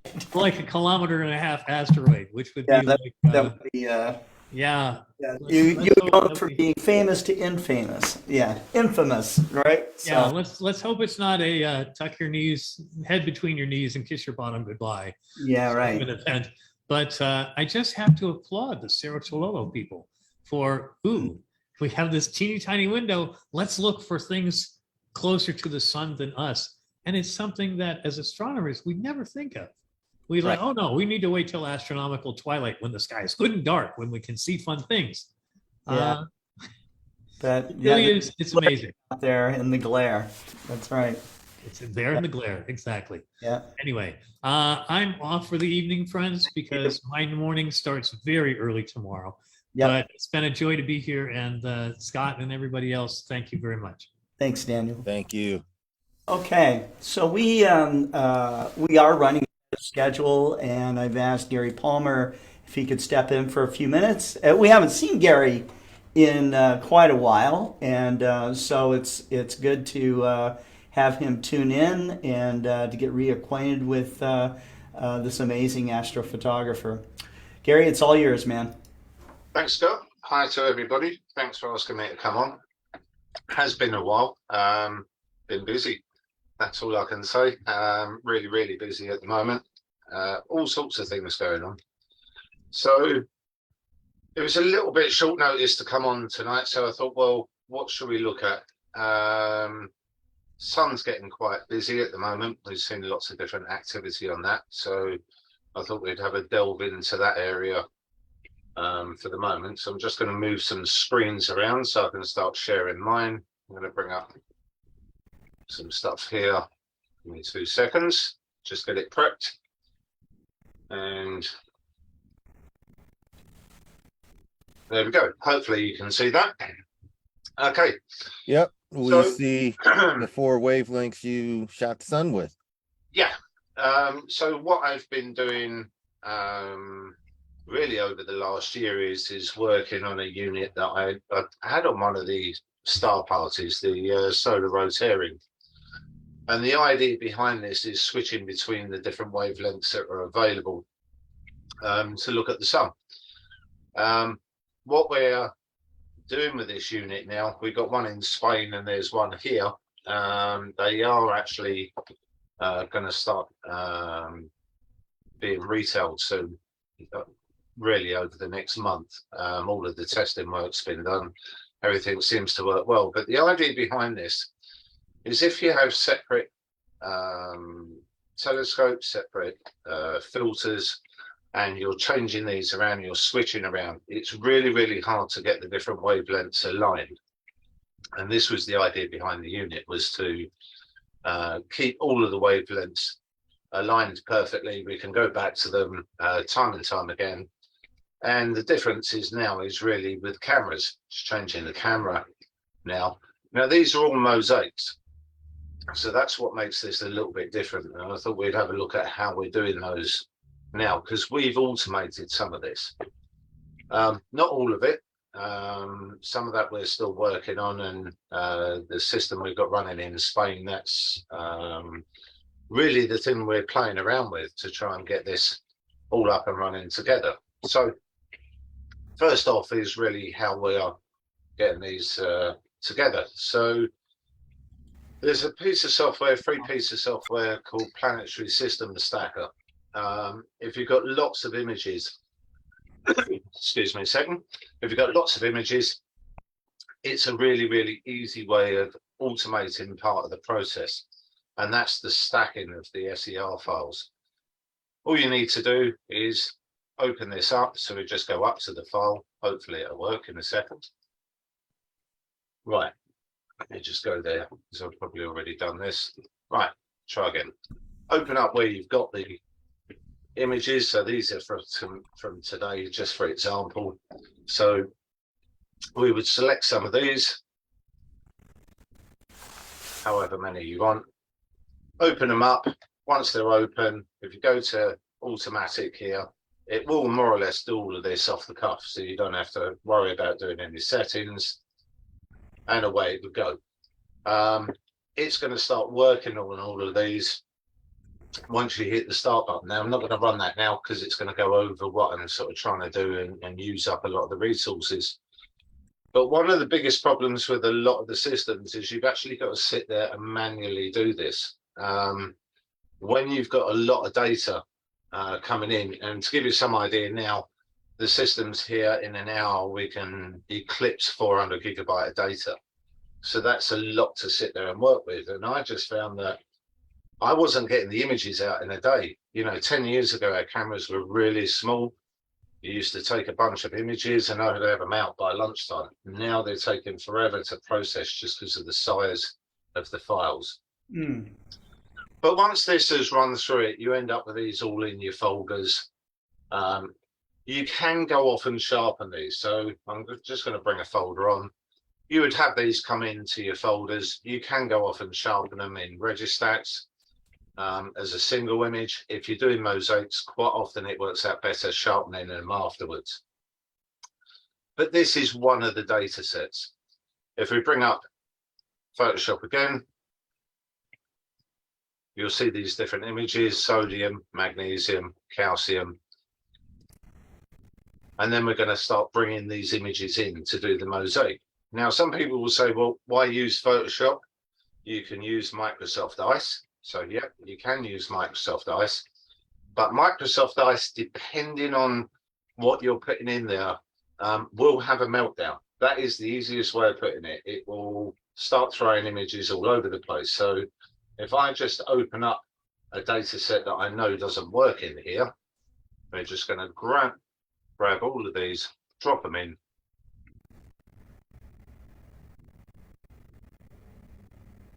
Give it a couple of seconds to work it out, and there you'll see it had a meltdown. It's missing half the mosaic. So now these are all symmetrical. They're all dead flat in the way that they're captured, running across the sun. So when I generally capture, I would always go from left side to right side and work across and then come back. I do this manually. There are some basic automated systems to do this, but I never trust them. That's the long and the short of it. Mosaics are a lot of work. In general, on any large mosaic, you would have to capture all of this data for the whole disk image in an hour. Anything over an hour, and you're going to get rotation between the top of the image and the bottom of the image. So this is one of the reasons why we don't use Microsoft Ice for this process. Back to Photoshop. If we go to Photoshop and you go to File, come down to Scripts and load files into Stack. Go to the folder. I'm just going to select all of these and go OK. And then we're going to attempt to automatically align the source images. If it does it, it's all good. If not, you're going to sit there manually putting these together. Some of the big mosaics, they can take 50, 60 hours once you start moving over 100, 120 panels on the sun. Wow. So we click OK, let it run away.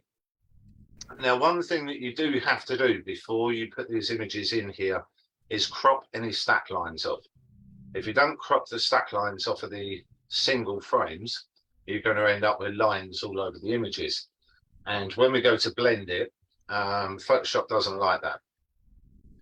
Microsoft Ice, you can get away with that. You don't need to crop the images, but as I say, it can't always align them. So it's catch-22 on that, really.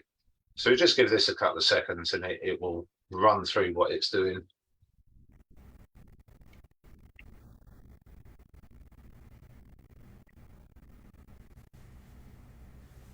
So is this fairly new in Photoshop where it's doing a better job of it's been creating there the mosaics? A lot of people don't know about it. Yeah, I've used it for years. What has got a lot better is the next sequence. As you've got more and more updates in Photoshop, there's been things added. And they've made our final result a lot better, is the easiest way of putting this. Yeah. I've seen you stitch stuff together before. You did a 4-panel mosaic on the moon, and I watched you stitched it fairly quickly and nailed so it. Just take a little bit longer. So if we just go back to the full image, there we go. So you'll see that there's slightly different intensities here, and that could be anything. It could be high clouds coming through. There's all sorts of issues. Generally in lunar, you don't see that. So you can use exactly the same process on lunar mosaics. And I quite often do just for a bit of fun. Once we've got these all here, if there's one that's really, really bright, then it's a good idea to adjust it. But if they're all fairly similar, and we'll try this now, we'll see how it goes. But if not, I would just go and select one of these panels, maybe that one there, for instance, and then just very slightly adjust the brightness on it. So we're just going to darken it up a little touch. Can you see what I mean? So you're just adjusting that so it sort of matches in a little bit more with the panel next to it. Sensitive. Very sensitive, because what it's going to do now is we can go to select all layers, and then we can go to the edit menu, and we can go down and go auto blend the layers. We do it in panorama mode. And we also tick on this seamless tones and colors and content aware, fill transparent areas. One of the biggest problems of doing solar mosaics, and this has always been a real bugbear, and it can happen with a lunar as well, is this dark area out here. It is a real pain to match. There is no easy process. If this is slightly brighter on this side to the next panel next to it, there are all sorts of problems in getting this together afterwards. And you really have to go in here and mask all of the edge out and try and blend it. And over the years, it's caused lots of problems. This little area in Photoshop, now it's been updated, just makes it so easy. So we're just going to click OK on that.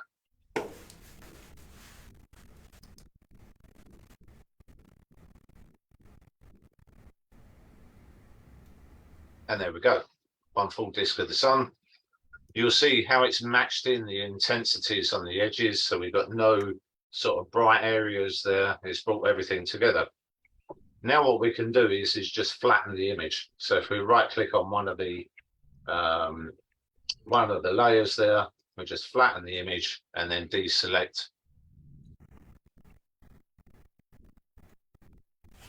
And there's our solar image. Now all we've got to do is add color. And we would do this for each one. So in this particular case, we go to mode, switch it into grayscale, and then go mode again and make sure it's 8-bit. To add the color in properly, it needs to be in 8-bit mode. If we go to mode again, then go to duotone, and then we would set up our color palette. So this one is pretty much okay for Hydra and Alpha. Depends on your color choice. Remember, it's always down to you. And once we've got that, we would switch it into RGB mode. And then the world's your oyster. It's your choice on the colors. Go to color balance, and we would start adjusting the colors to what we want. And again, as I said, this is different for every single person.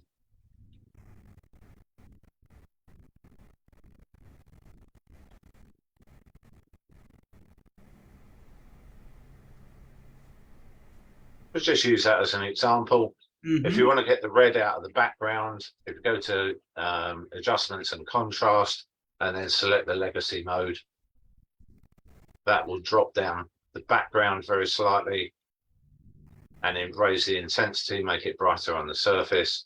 And then what we can do is go down to adjustments and selective color, and under the red, adjust the black down. And then your blacks. Nice. Okay, so that would be one of them. Then we would go to our magnesium one. I've done all of the work on it. So we would just go to image mode, grayscale 8-bit. And then in our duotone, we would change the colors now.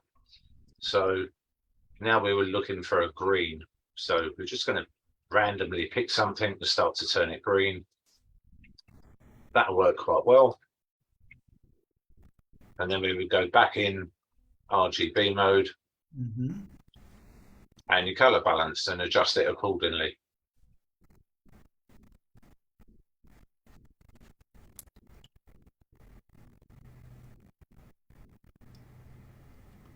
Now it's quite hard with green. A lot of people don't like a green sun. They're not used to seeing the sun in green. So therefore, it's not so easy on the eye, but you can play around with it quite a bit. And then same thing again with your sodium. That's very similar to your HA. So go into duotone, yeah, and maybe just go for a very slightly red color. Where are we? A little bit more, something like that.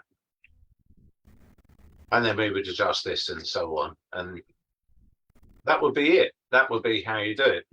Other stuff that we're working on at the moment is something like that. That's a full disk image all shot in one go. So that's a new double stack we're working on at the moment. That's going to go on top of this system. And the idea of that is so that we can see any solar flares going off at any one time, and then try and automate the system to move into that solar flare. So there's actually 3 going on at once here. Yeah, what we can do is then get the system to home in the main system on maybe the solar flare there. Then if another one goes off over here, the problem is when you're looking through the main equipment and using higher resolution or larger telescopes, you miss 99% of what's going on the sun. So there'd be, in this case, 2 or 3 flares going off, and while you're looking at one of them, you're missing something that's even bigger on the other side of the sun. So this is the idea, is to try and automate it. But this system's actually working quite well because we've got the prominences all in one go. And there's no mosaicing or anything on this. Little tiny flat bit there, but that could be anything like high cloud. But you've also got the detail of all of the filaments and any of the active areas. So that's the sort of stuff we're really working on at the moment, getting that up and running and sort of working from there. So let me stop sharing. Excellent. Beautiful. That's excellent work. I guess if it's going to be cloudy, shoot at the sun, you get more data. But we've got, issues with all sorts of stuff. I mean, I was looking through data here, and we had a really bad season, sort of last winter season. We went from December to March without really getting any images here, just due to poor weather. And we've had a fairly good year, and then we've hit the winter season again. And now we've got exactly the same thing. We're starting to get a lot of cloud and a lot of storms come through. And you're just picking off, 4 or 5 hours here and there. So one of the projects that I've been working on at the moment is on the flying bat and the squid. That's been running since August, to give you some idea. So every time it's clear, observatories open, and that's using some of these new dual band filters, and it's showing the limits that are there with the filters. So what we're saying now is on some of the CMOS cameras, you get into a set point where maybe 30 hours, 40 hours, and after that, it doesn't matter what you do, you're not actually adding anything to the image. And that's showing up quite well now. And even if you sort of switch, so you might have a mix of images there, maybe 5 minutes and 10 minutes, on different nights. It doesn't make any difference. You hit really a brick wall is the easiest way of putting it. But you're not seeing it with all of the filters. So that's why it's taken since August. Because you're working on, repeated data. So some of them's into, like I say, 50 hours, some of the others are into sort of 20 hours. And it's seeing that the squid part of that only really comes out after about 25, 30 hours. And it's seeing whether they pull it out or whether they're winding these filters up too tight, that they're not actually picking enough of that data up. So there's a lot of different projects we're working on at the moment, but a lot of them are time consuming. So not a lot else is coming out. Great. I guess Thank you very much. I was muted. Much, Gary. No problem. Up next, excellent work. Is Cesar Brollo. Is Cesar with us here?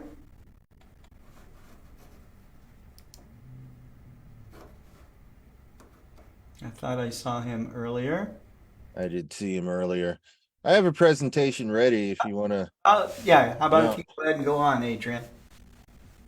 All right. Well, let me put this phone down, and I will. Let's see. I'll start slideshow. I've got a few screens here, so I'm gonna share one.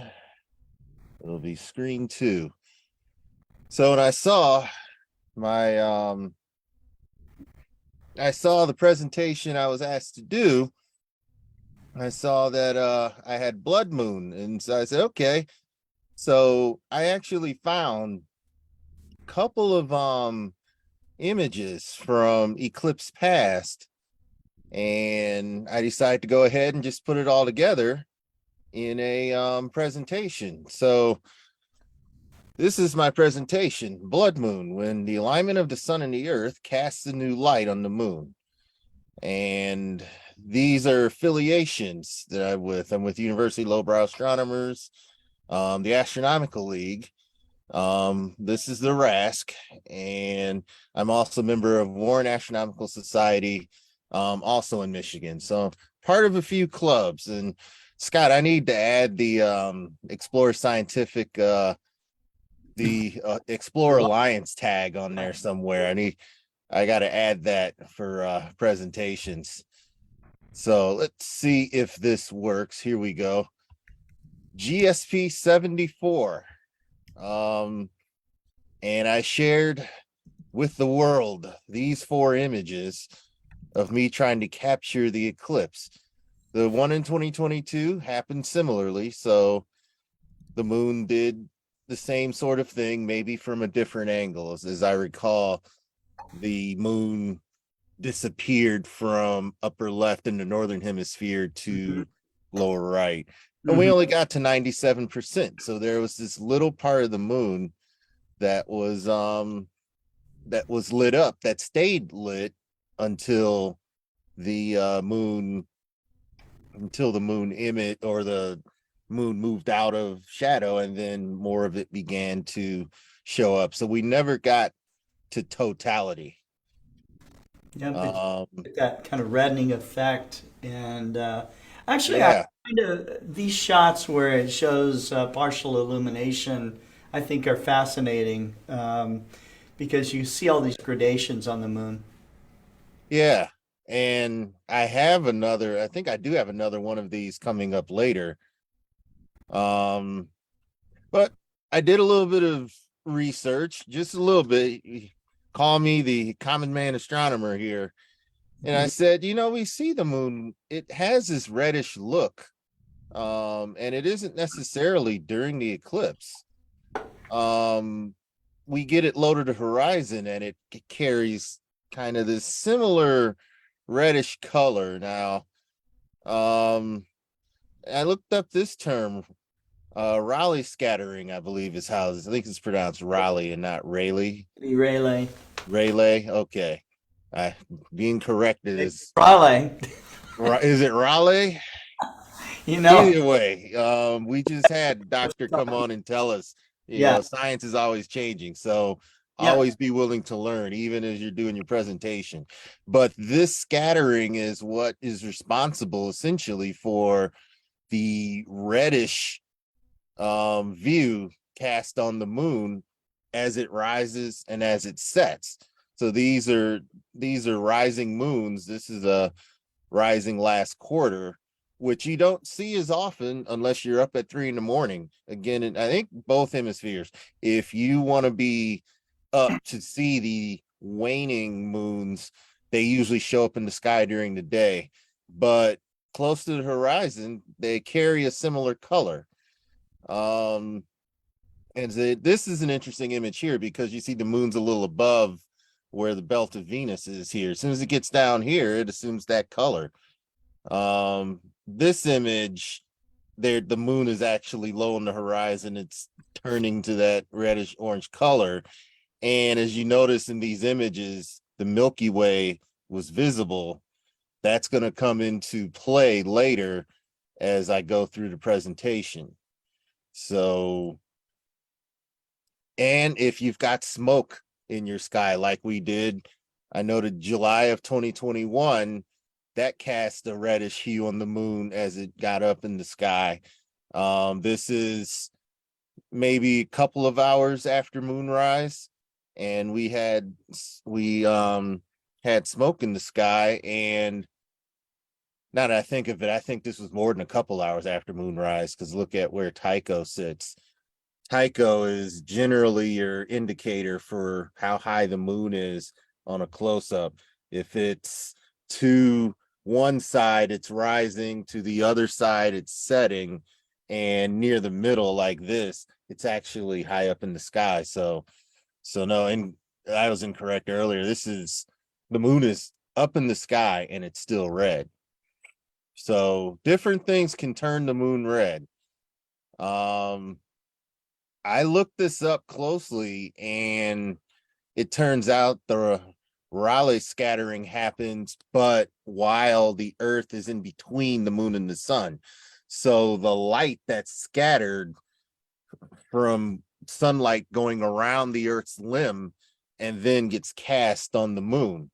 It is Rayleigh scattering, but it's also happening during an an eclipse. So while it's a similar color, it's still unique in that it happens only when the Earth is in between the sun and the moon, to where the moon looks like it's being eaten away, and then the whole thing appears with this lower, dimmer red color. So it still gives a different look than your rising moon. Your rising moon still has sunlight, a lot of sunlight on it, and an eclipse moon does not have sunlight. It has Rayleigh scattered light coming off of the limb of the Earth, so it is not as bright as a rising moon or a setting moon near the horizon. So GSP Pass, I forget which one it was. I shared a few images that I had taken of the total lunar eclipse of 2019, 0 degrees, and I remember the moon being near M44, the Beehive cluster. And that was my first attempt at trying to capture what the sky looks like at an eclipse. You're going to recognize this constellation, Orion.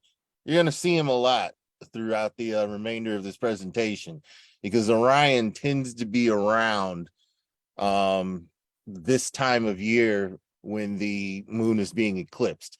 We had a lunar eclipse that I didn't include in here because I only had one image of it, and that was the lunar eclipse that was near the galactic core. It was in the summer sky, and that's one eclipse I would have loved to have gotten. There's the Beehive right there, M44, sitting next to this particular one in 2019. So we had 2021. As I told you, Orion seems to show up when if you're going to have eclipses in the winter, Orion's going to dominate the sky and be somewhere near the moon. In this particular case, you may remember this eclipse was near the Pleiades. And so then on my birthday, November 8th, it's happening again. This is a not so sharp close-up of the eclipse as it's taking place. And here we are, a little bit different camera equipment this time, and went to a dark area, and there's the same old Orion. This looks fairly similar to last year's November eclipse, except this is about as dark as the moon got, maybe a little darker. It still isn't fully eclipsed here, but it's already dark enough at this site to start seeing the Milky Way and start seeing more stars. And you've got some sky glow. All of this is happening during near the very beginning of astronomical twilight. So the sky colors, there is some brightness there, and there is some sky glow in this location. So that's why I mentioned, if you can get to a dark site, if you're used to viewing your lunar eclipses, and you're used to viewing them from the backyard, and you take the close-up pictures, next lunar eclipse 2025, try finding a dark sky park and looking at it, because not only do you see the eclipse happen, but you watch all the stars of the sky come out. And if you're at a dark site, you watch the Milky Way appear. And even if you can't take pictures of it, just observe it. It's actually a very beautiful sight. I looked at this moon in binoculars and was blown away by how it looked. It was a beautiful sight, because not only do you see, and you're going to see a couple pictures here, not only do you see the moon and you see the stars that are around it, it's a unique viewing experience of the moon. So here you go, stars and planets even. That little dot's going to be, I'm going to point out what that little dot is in a minute, but this is one of the unique views that you try to get when you're imaging lunar eclipses. get the stars that are around it, because that's not something easy to do. We have a lot of great astro imagers who will take a normal full moon and they'll put a star field behind it and it looks wonderful. Well, a lunar eclipse gives you the opportunity to shoot both in real time. This is a single image. I've stretched the background to bring the stars out, and I've dimmed a little bit to give the moon the appearance that it has in binoculars. And this is the appearance the moon has to the eye. You see some of these. So there's Uranus. You may have recalled that Uranus was near the moon. Well, I made sure to check out the stars, match them to Sky Safari Pro, and verified that I had indeed caught the disk of Uranus in this image.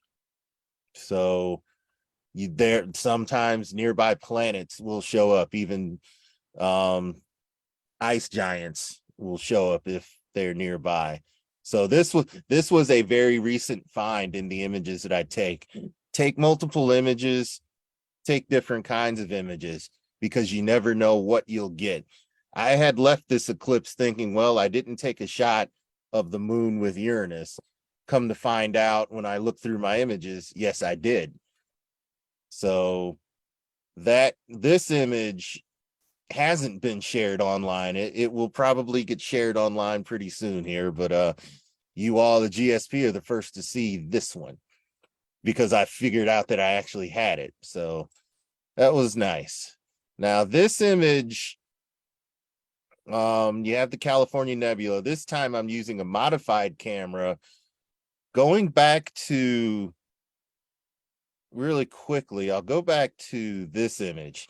This one was taken with a non-modified camera, and for 30 seconds, I'm getting some of this data here. There are things online that suggest you don't need a modified camera to get this sort of data. You just stretch it with your processing. My thought on it is this is also 30 seconds, and it's more prominent. And notice the white balance colors are very similar. If you can get your white balance correct with your modified camera, you get more of this light, this HA light, this spectrum. You get it easier than you do when you're using a stock camera. I believe an Astro camera, if you were to rig it with a wide angle lens, you'd get this information. Astro cameras, if I'm not mistaken, the chips in there, the cameras are designed for full spectrum. So, and as fate would have it, this is a meteor shooting straight through the California Nebula, and I've got these two as well. Darker sites, you'll see more meteors as the event is happening. There's your eclipsed moon. So now, another really cool thing about this particular eclipse in 2022 is that we watched the sky begin to brighten while the moon was yet still eclipsed. And this was a non-tracked image. As you can see, the stars are streaks here, and I believe this may actually be, one of these may still be Uranus right here. But we have the moon, and we have the way that the sky looked as I was shooting over here. One thing I would have liked to have done was make this a composite and sharpen this, because your eye wants to make this in focus. Our eyes can switch between looking at something in the foreground and then looking at something in the distance, and it does it seamlessly. And if I want to capture that, I have to make that the front part sharp. This was sort of a last second, hey, let me try this, and I focused on shooting at the moon. It's easy to take a couple of shots, so that's something I would do, in the future. I also took some scenic shots, and as a title, if you can't capture beautiful pictures, just sit and observe it. Enjoy seeing it, and you'll have the memory of it. For those of us that can capture these pictures, we try and capture them in a way that mimics what you see, maybe a little more than what you may notice. You'll see a more a larger version of this image. This is a close-up. This is the Ausable River, and you can see the moon still has its reddish color. This is the last image I took. It's near the end of the eclipse, where part of it is still in the Earth's shadow. Later on, the moon would take on the reddish color due to Earth's atmosphere and more of the sunlight hitting it rather than it being in the shadow. Hopefully some of you got that. This was my final shot before I called it quits. It was this shot of the moon setting over the trees in the Ausable River. Nice. A beautiful morning. Of course, sunrise is behind me. You'd think I'd go ahead and get sunrise. And in retrospect, I probably should have, but I was focused on the moon, so that's the direction I shot in. And this is the image that David Eicher shared on his feed. It wasn't the one with the meteor, but each of these it was 2 minutes for the sky, 2 minutes for the ground, and a couple of seconds for the eclipsed moon, blended into a composite. And I thought it turned out really well. Gave you an idea of what the sky was like, and what the scenery is like. So for an epilogue here, I actually wanted to shoot the eclipse here, but the forecast was for clouds, kind of like what I was seeing a couple days before I came hiking out. So the eclipsed moon would have been here. I may have tried to redo this whole panorama, but I decided to go further north on the day of because the forecast for this location was clouds. So sometimes you have to have more than one location picked if you're going to go out and try and get images of the moon. Here are a couple of images from the campsite that I chose with the Alcona pond right here. This was a winter shot with light pillars, and here's that is beautiful. Yeah, this one. Like some sort of heavenly Roman columns or something, Yeah. Everyone here now, it looks like everyone here in this distant town is being called into the heavens. But actually, that's the light being shaped in the light pillars from all the different lights, man-made lights in the town. I see. And that's the pond that I shot that image from. That boat dock that you saw is behind me and to the right. I actually ventured onto the ice for that shot. And as in most of my winter shots, Orion tends to make an appearance. There he is again. The full image of that has like the full constellation. And then as summer's turning into fall, I captured this image. In between the clouds, you had the vestiges of the summer Milky Way setting in the pond. Well, yeah, they call it a pond, but I've seen bodies of water called lakes as big as this pond. Bortle 3 and Bortle 4 skies here. When I go back, I'll get my SQML reader, which I just got, and I will be more than happy to get a good reading on a good dark night sky and see what's really going on here.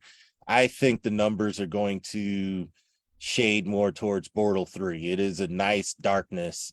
The northern part of the lower peninsula of Michigan. And so that's it for my presentation. It's my big Thank you very much, man. moon. Thank you. And you're welcome, but don't forget, the moon will be doing the eclipsing. So you've got your annular eclipse October 14th and the total solar eclipse April 8th, 24. That's right. So that's right. That's my presentation. Yep, it's awesome. Okay. Well, thank you. Beautiful shots once again. And Adrian, you never fail to inspire and enthrall people about the amazing, beautiful night sky. So, often with clouds. Yeah. Good stuff. Yep. Just keep on shooting.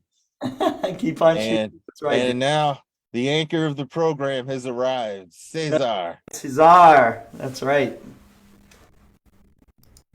Cesar, how are you? Hi, how are you? How are you, Adrian, Scott, and friends? Doing good. That was my birthday present to myself. It's a good birthday. It's a birthday. It's a birthday. Happy birthday, Adrian. Thank you. Excellent, excellent, excellent present for everyone. Your How are you now, Adrian? lunar eclipse was are amazing. Really, I enjoyed the image. Was beautiful, really. Here tonight, I am taking some pictures of Orion and Orion Nebula. Because it sounds funny that the key of part of the rooftop of the building was broken. It's unable to open the door to the southeast part of the rooftop. Now we are in the part that is for the north and west, and we choose Orion, that is not a south hemisphere object, but it's a beautiful, it's the queen of the summer here and the queen of the winter, of course, in northern hemisphere. It's a nebula that we enjoyed a lot in the Catamarca star party. We enjoyed watching this area of Orion Nebula, like we watched like a picture. The nebula like the naked eyes. We enjoyed Flame Nebula, and we perceive the Horsehead Nebula that to the naked eyes with some telescopes over 11 inches, 10 inches. Really, it was amazing. Well, tonight we are taking picture of, let me, first of all, I need to share the screen. Here I am with Agustin, that because it's a great. We can share everything. Yes. Well, here we have. Okay, maybe we move the picture 1 minute. Orion. This Hi, is guys. an individual picture. Here's 1 minute. Yeah, we can see it. Yeah. Yeah. Yes. That is We can how try. Ryan looks at Okitex. Yeah. Sure. Well, here the guiding is a little terrible, but let me show you. We can try take a picture. Cesar, I've always known you to image no matter how bad the conditions are for your tracking. You will never give up. Oh, yes. But we can take another picture. We can try 30 minutes. 30 seconds, sorry. Not 30 minutes.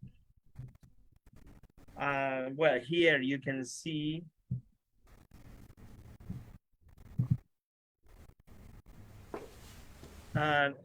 no. Okay.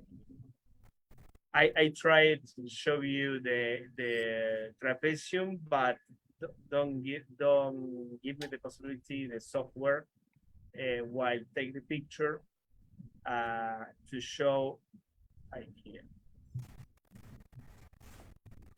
Let me. Yeah, we can try a picture of 30 seconds. Okay. There you go. Okay, here is the nebula from the city. You know, it's great when here you can hear the noise of the airplane from the airport. Right. But you know, this is astronomy, middle of the city. No. It's in a 37th floor. At maybe 100 meters, 120 meters over the sea level. Well, we are making pictures that I can show you next week of Orion Nebula to start the summer, the summertime here. To make a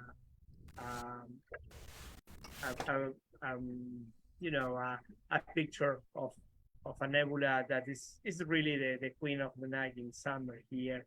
I think that we can make a beautiful image because it's great, the optics, the focus, maybe the scene is okay too. Here you can see maybe something that we call it bands or kind of bands, banding. Of course that later we can try to process something. Maybe Agustin can process something with the pixel side. But it's a beautiful nebula that we can try next week to with a smaller telescope, maybe with an entry-level telescope, we can make some tricks with a smaller camera, not a reflex camera.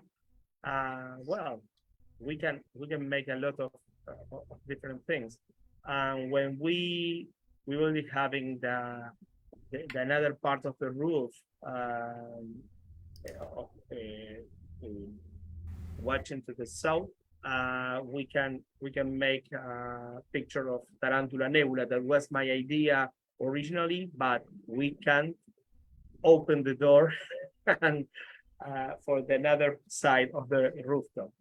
And this size of telescope is impossible to use in my balcony. And really, I need to go here to come here because I need more space. 8 inches in a Richie Gretier telescope, of course, I need some space, and it's impossible from my balcony. Let me check if I can try another picture. The funny thing about this night is that we did all the go-to setting, all the setup, and the polar alignment with only the stars of the Orion constellation. You know, like we only used Risho and Betelgeuse for the go-to, which is funny. And all the little error we got for the azimuth and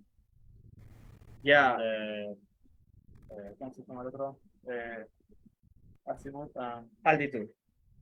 Azimuth and altitude for polar alignment. Okay, yeah, those only watching to the north. Yeah, with only a window of like 20 grados, 20 degrees. Like we can only see about an eighth of the sky here, and I think even less. And yeah, that's the guiding right there, kind of bumpy. Here another picture. Well, we can try to get maybe 20 pictures of 30 seconds, or maybe 1 minute. We don't have problem. We can put. Normally, the idea here is put the ISO for this camera. It's okay in 800 ISO. That is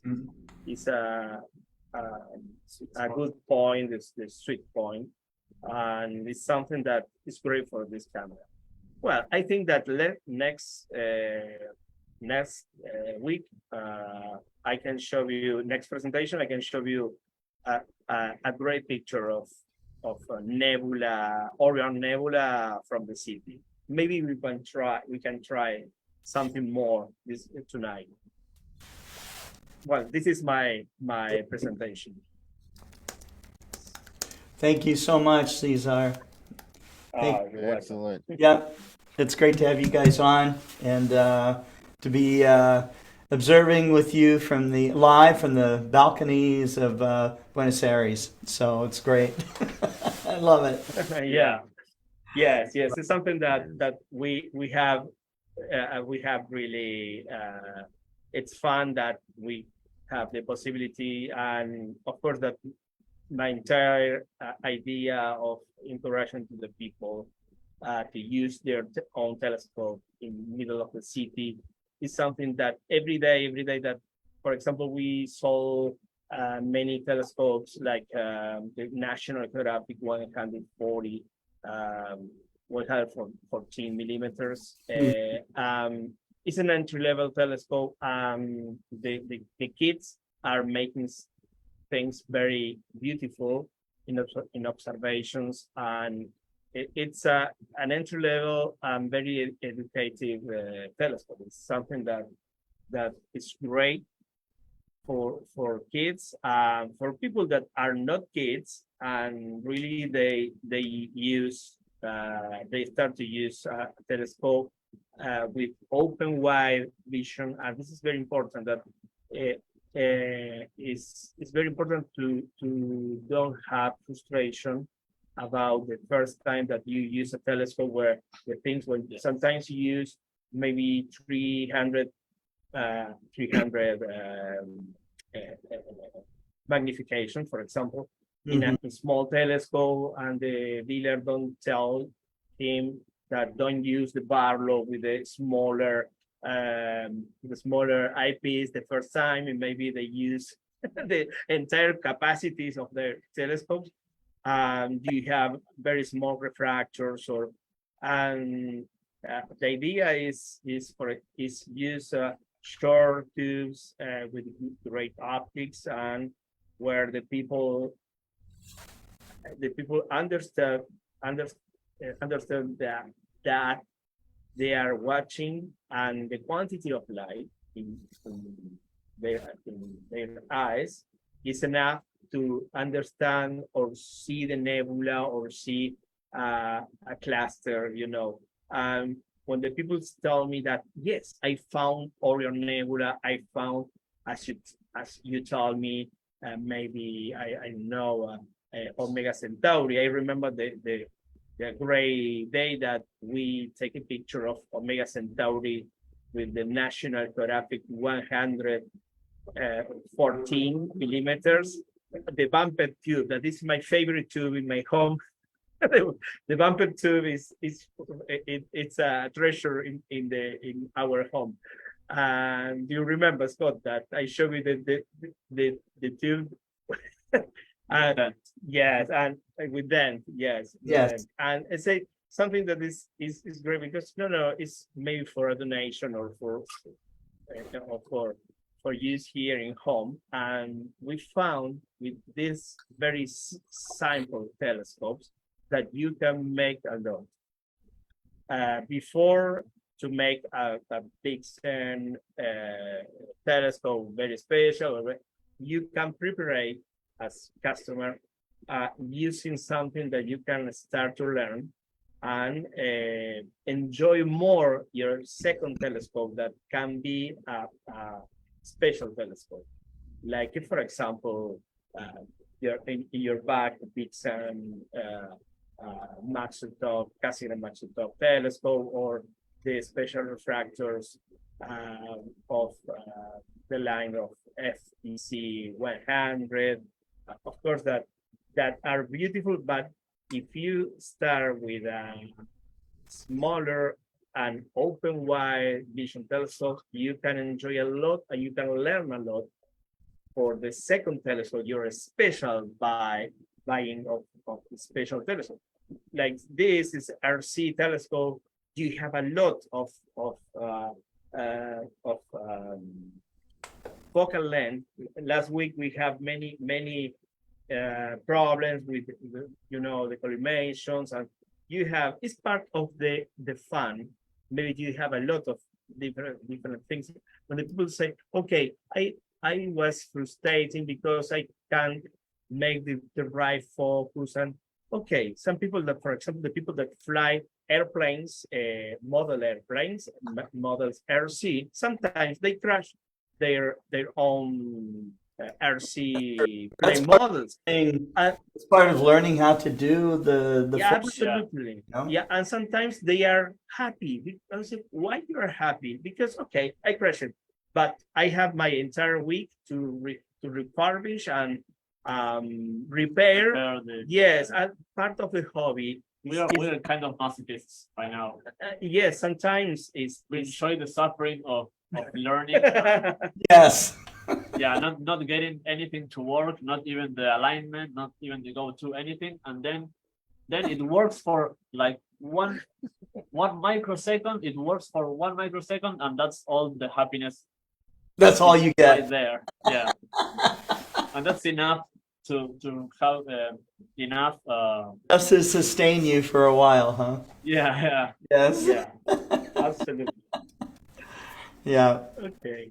Well, that's great. Well, guys, thank you so much. I want to thank the audience for tuning in for the for our Global Star Party, the 106th edition. Our 107th edition of the Global Star Party will be next Tuesday, starting at 6 o'clock Central, and the theme is ancient photons. And so, looking forward to having a great speaker lineup and a great lineup of audience members here. If there's anyone out in the audience that would like to give a presentation on Global Star Party, simply get in touch with me. You can use the letter S at explorescientific.com, and I'd be happy to arrange all of that for you.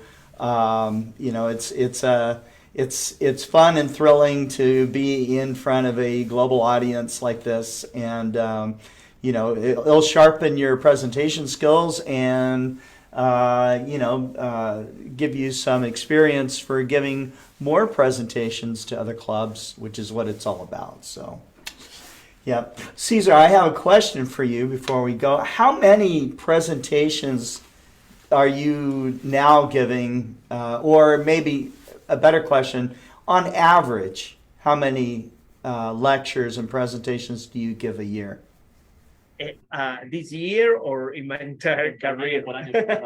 Well, you're on Global Star Party. In average, yes. So that's about 52 presentations a year, right? But how about other clubs and stuff in Brazil or in Argentina? Yes, this year was fantastic because was the first one from the pandemic time, where I started with the Valle Grande Star Party. This year, you know that we put in the calendar starting with Catamarca Star Party.